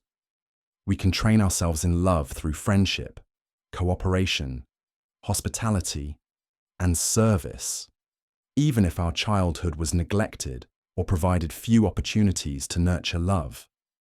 The man whose heart is stirred with love for society or humanity is the nearest to happiness and farthest from neurotic misery. Happiness is a word that should not be confused with pleasure. Love brings true and lasting happiness more than fleeting, false pleasures. Hence the emphasis of all religions on love. No religion can be founded on anything else, for religion seeks happiness, and love, with all its mental and emotional components, is the greatest foundation of happiness. The phrase mental and emotional components is a clarifying way of describing love, for love needs cultivation as well as practice. It must be cultured on one side through education and practical on the other through exercise. Thus, we know that the cultured man with a global outlook, who understands the meaning of biological and historical evolution, who dedicates his life to studying human affairs, such a man loves because he knows more than others. His heart is generous because his mind is informed. Expansive knowledge is the road to expansive love. For this reason, too, literature and philosophy, in their essence, are invitations to human love and the common good. But if we are to make love our psychological disposition and moral orientation, we need practice. We must perform acts imbued with love. Each of us is guided here by his previous knowledge, for knowledge provides the illuminating light that determines aim and conduct. One may be content to show love by helping the poor, joining a society to prevent cruelty to animals, aiding homeless children, or the like. Another, with broader and deeper culture, sees more clearly the roots of misery, disease, reaction, and ignorance. For him, socialism and the struggle to spread it may seem the highest work, for it gathers into one what others seek piecemeal. Another may find a different path. The important thing is that we love through the practice of love, and this practice deepens our love for mankind as it deepens our understanding and happiness. And if one of us wished to describe the religion he believes in, without naming it as the religion of love, he would have spoken the best and highest truth that can be said of religion. From crystallization to essencing. When a chemist conducts analyses of a given substance with the aim of isolating it, the ultimate sign of success is to crystallize it, that is, to extract it pure, free from the impurities that tainted it in its raw state. This crystallization is an attempt to reach the essence. In other words, it is essencing. We humans, in our civil life, are born and raised in towns or villages. As children, our features and expressions are alike, as are our behaviors, with only minor differences that spring from heredity. In childhood, we are raw human material, not yet crystallized, not yet essenced. Then we enter schools, learn trades, and are shaped by our particular environments, and so we diverge. This one a merchant, that one a lawyer, here a coachman, there a farmer, one a clerk, another a free engineer. Each of these occupations imprints its stamp on the contours of mind and body. Then 20 or 30 years pass, during which we adhere to a given trade, adopting the manners and morals it demands. Over these years, we unfold like a flower, moving from generality to specialization, from the raw state to crystallization. It is as if the experiences we undergo smelt us down and draw forth from us a particular essence. Yes, it is essence, but the essence of the trade, not of the personality. Thus, When we observe someone who has been tied to one profession for 30 or 40 years, we can often identify his occupation without asking. His profession reveals itself in his speech, his accent proclaiming it, his gestures and choice of topics all bearing its marks. By contrast, take the person who has shifted constantly: grocer, then broker, then clerk, then craftsman, then farmer. Such a one never crystallizes. Sit with him, and you cannot discern his trade, for his professional concerns scatter in all directions, never gathering into a single focus. He leaves no fixed image of a calling in our minds.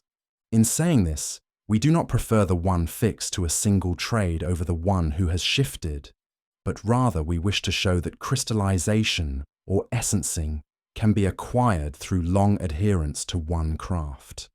The craft distills its essence, defines it, and sheds its excess. As we grow older, if we have cared for the cultivation of ourselves and the development of our personalities, we find that we too crystallize and essence, not only in our trade, but in our very being. The craft is one of many influences on personality, but there are numerous others alongside it that also crystallize and essence us. Consider a raw, unformed youth, and beside him a man of 50 whose morals have matured and whose personality has ripened. Compare the two. The first remains general, merely one of the young men. The second has specialized, bears a significance, and symbolizes things of social or cultural value. This symbolism, this significance, is the fruit of vital living, an artistic life lived with aim and method, gaining experiences and growing through them. All of this smelts us, turning ore into pure metal. If our goal is to reach a right personality, to crystallize into an essential idea, to have our existence in society acquire meaning, then mere adherence to one profession may hinder or slow us, for it limits our vitality and our experiences. Yes, our trade must play a role in shaping our character, helping it grow and revealing meaning in our lives, but it must not be the whole of it. The art of life demands that we age while ever increasing in crystallization and essencing, stripping away the excess, seeking the distillation. Much in our lives is like these encrustations that grow upon us as barnacles and shells grow upon a crab at sea, hampering its swimming, parasitizing its body. Social obligations scatter our time, financial entanglements consume our vital energy. Even ambitions that grew with us by force of repetition and the weight of convention, when examined after 50, are often sterile. They occupy us with trifles, keeping us from essence and distillation, preventing us from living a wakeful, conscious life in the 20 or 30 years that remain. Let us be writers and poets. Luxury arises for those fortunate enough to possess leisure and wealth, enabling them to live above the level of sufficiency and necessity, and to seek what we consider refinements and superfluities. The tools of luxury in our time are many, from Chinese porcelain, whose ornament hints at a bygone age, to a Persian carpet glowing with colours, to other treasures still sought by the wealthy. Even old books have become a kind of luxury, bought by the rich and preserved as heirlooms. Like jewels to be passed down, these material luxuries are acquired, but there are other forms of luxury that are practiced: literature, poetry, and the fine arts. True, some make them a profession, finding in them both livelihood and life itself, a means of releasing their inner tensions. For such people, the arts are no luxury, but a necessity. Yet for others who approach them as amateurs, as hobbies upon which they spend their time and money, buying literary books to read, and then striving to write stories, essays, or poems, these arts become a refined luxury. Such a person may be a government clerk, a teacher, a doctor, a merchant, or otherwise employed. But since youth he was captivated by a writer's elegance of thought, which drew him deeper into reading and study. Eventually, composition began to tempt him. He wrote short pieces, perhaps a verse or two, perhaps turned to music or theatre, criticizing, seeking principles, attempting depth. He does not wish to profit from art. He is content to remain an amateur. Trust, dear reader, that this amateur who earns not a penny from his passion, indeed who may spend much upon it in books, is not wasting his time. Through his devotion, he ascends to the highest refinement of the mind. For the poet selects words and meanings that rise above the banal and commonplace, and the writer strives to turn this repetitive mechanical life into an artistic poem. So too do all artists.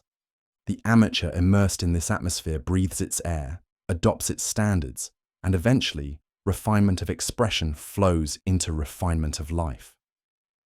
Outwardly, his life may resemble that of others, but inwardly, it is art, a luxury of thought.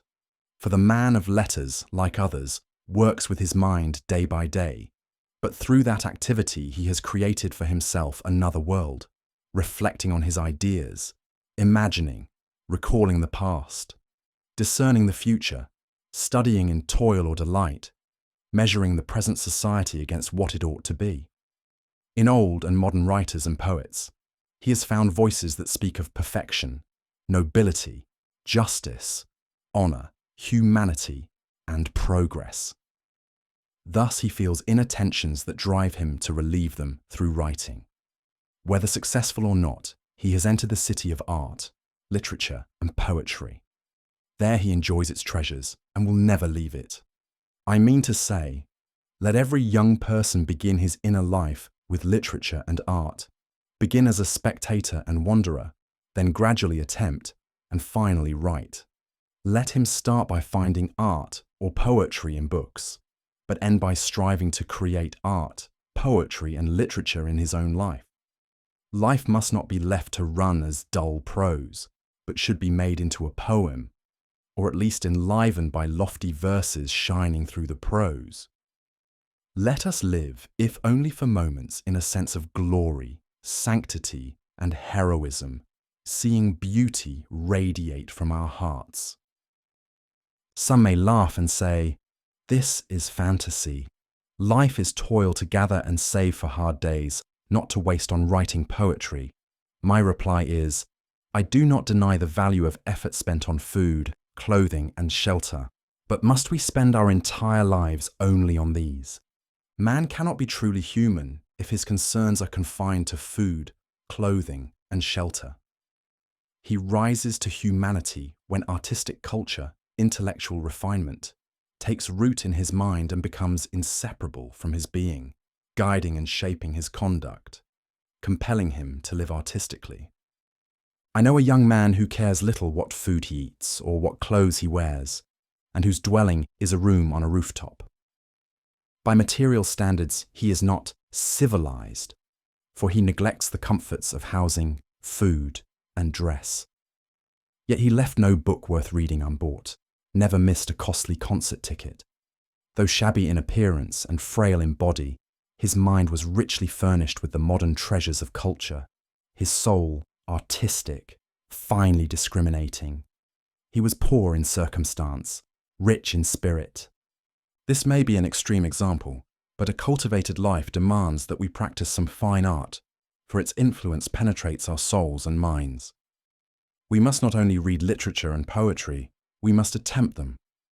Yes, we must all be writers and poets, write prose, compose verse, and more than this, bring literature and poetry into our lives. Let each of us compose his own life, pursue glory, practice sanctity, aspire to heroism in defense of rights or the oppressed. Think of the loftiest ideas and express them in the purest words.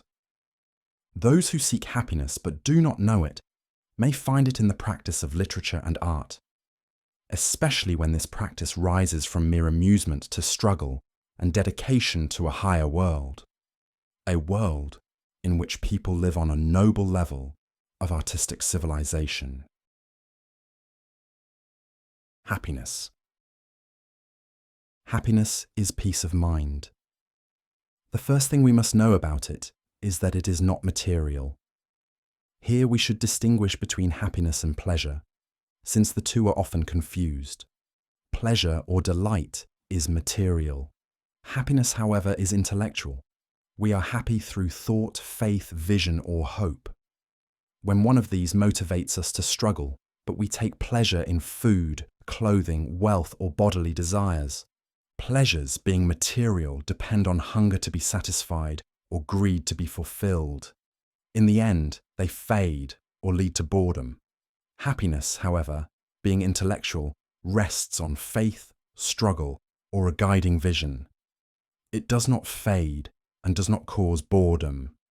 A saint, for example, is happy in his faith, rejoicing even as he suffers martyrdom. His happiness is intellectual. The pleasure of food, by contrast, ends with satiety and may even cause aversion.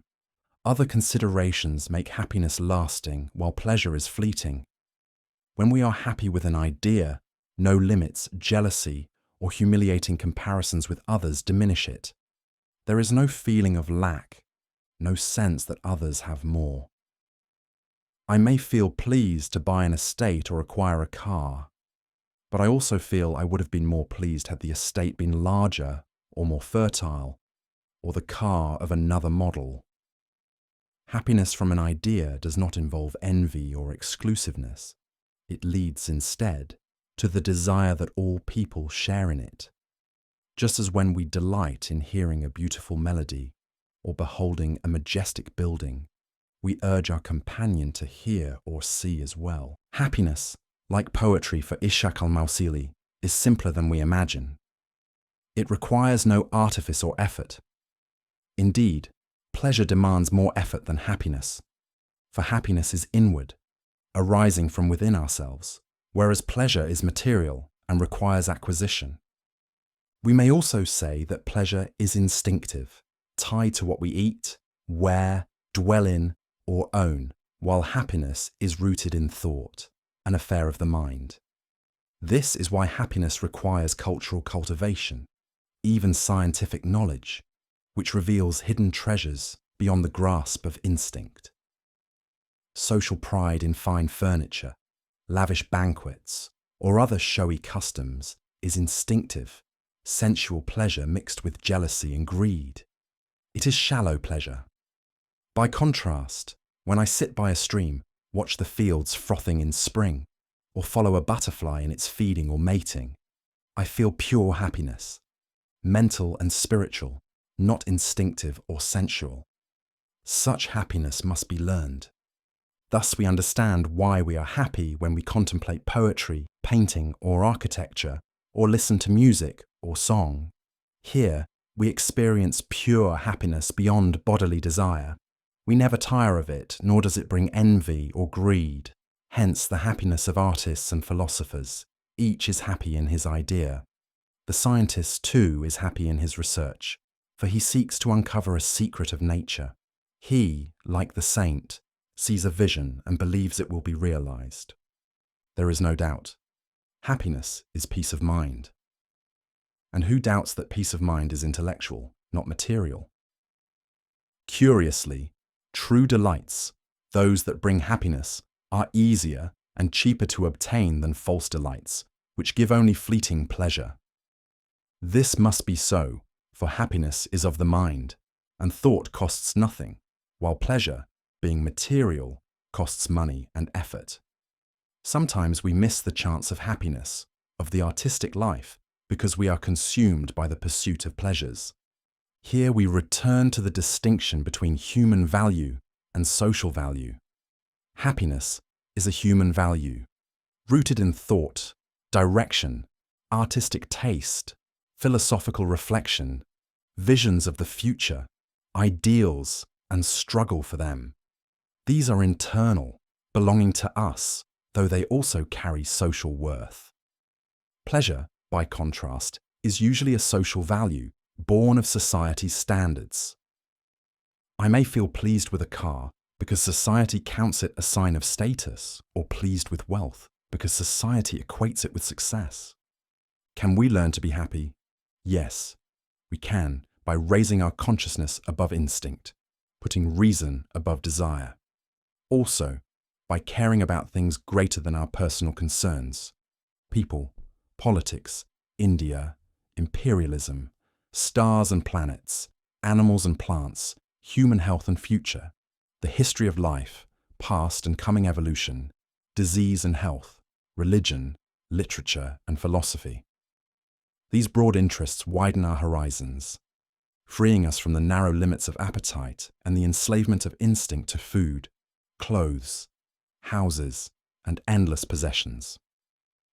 Left unchecked, these desires exhaust us, and we may drift aimlessly, perhaps dying before our time, never realizing we were driven by social considerations far from happiness. We said at the start, happiness comes from thought, faith, vision, or hope, when one of these four urges us to struggle. Here is the key: psychic energy cannot be bottled up. It must find an outlet. When it does, we feel happiness.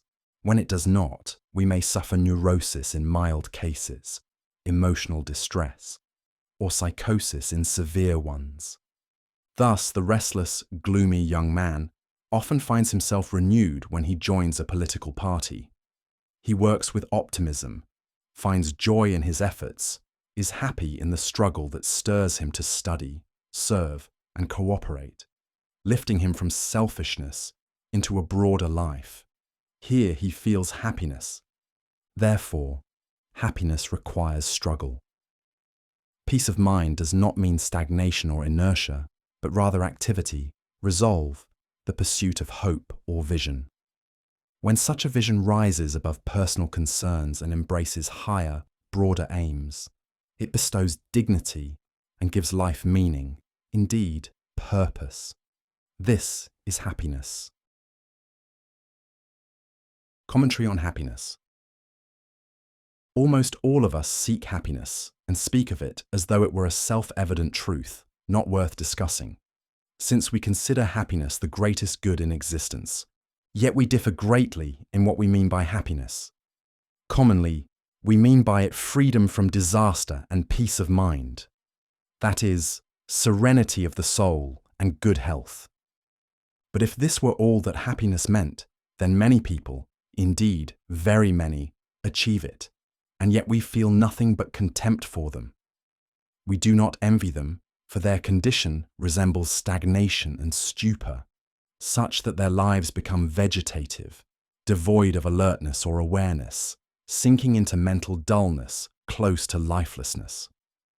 The man who suffers many misfortunes is, in human values such as intelligence, experience, and learning, better than the obliviously happy man who has never been shaken awake by a calamity so great that it forced him to ask, "What is my position in this world?" There are countless such oblivious happy ones. They immerse themselves in pleasures, pursue wealth, achieve it, and secure it. They may live in luxurious palaces, eat the finest food, flee the summer heat for winter resorts, surround themselves with servants, and satisfy every desire. Their comfort is luxury. Their luxury is extravagance. Yet a few words with one of them show that their happiness is nothing but numbness and stupor. One almost wishes fate had shaken them with a catastrophe to rouse them from their slumber. Indeed, these oblivious happy ones are surpassed by lower creatures. Worms and insects, for instance, may be happier than they, since they are more oblivious still and further from calamity. At the very least, such creatures do not even know disaster when it befalls them. In my view, this kind of happiness should not be sought. True happiness, the higher happiness of the noble human being, is consciousness. The more consciousness we have, the more happiness we attain. But with this also come more calamities, burdens, and concerns. By consciousness here I mean what others call awareness. Most people live by sensory perception, for it is primitive and animal-like, requiring no effort. But the refined person trains himself in conscious perception. For example, we are deeply affected when we see a child fall from a tram and lose a leg. Yet when we read that 3 million Indians have died of famine, we scarcely pause at the lines to imagine the magnitude of such catastrophe. The first event strikes our senses directly, producing quick reaction. The second requires mental effort for us to be moved. By this measure, happiness is of two kinds. Sensory happiness, the pleasures of the senses and the body. Conscious happiness, the happiness of thought and imagination, of the mind. This intellectual happiness is not troubled by calamities. On the contrary, calamities enrich it, deepen it, and make it more fruitful. When years pass, we look back on the upheavals and tragedies we have endured as though we had lived many lives, not just one. Often I recall shocks, sorrows, and disasters that once befell me, and I see that each was a step upward on life's ladder. Each increased my consciousness, deepened my understanding, broadened my experiences, and transformed sorrows into meaningful concerns that I would not now relinquish. Thus I can say, the happy life is the vital life, where life is sharpened, alert, and intense. In a word, conscious. Burdens, crises, and calamities make life vital, and therefore increase happiness. Security from calamity and a life of mere pleasures dull us into something like stupor. We do not awaken, do not sharpen, do not truly think with intensity and depth. If such happiness were truly to be sought, then the lowest animals would be happier than us. Indeed, we would be happier asleep than awake, happier dead than asleep. The delight of life lies ultimately in its trials, struggles, and crises, and in confronting them with consciousness and reason. Whoever seeks happiness in its highest human meaning must intensify life, not diminish it by clinging only to sensory living and pleasures. This is the true happiness worth seeking. Happiness as understanding through consciousness and thought.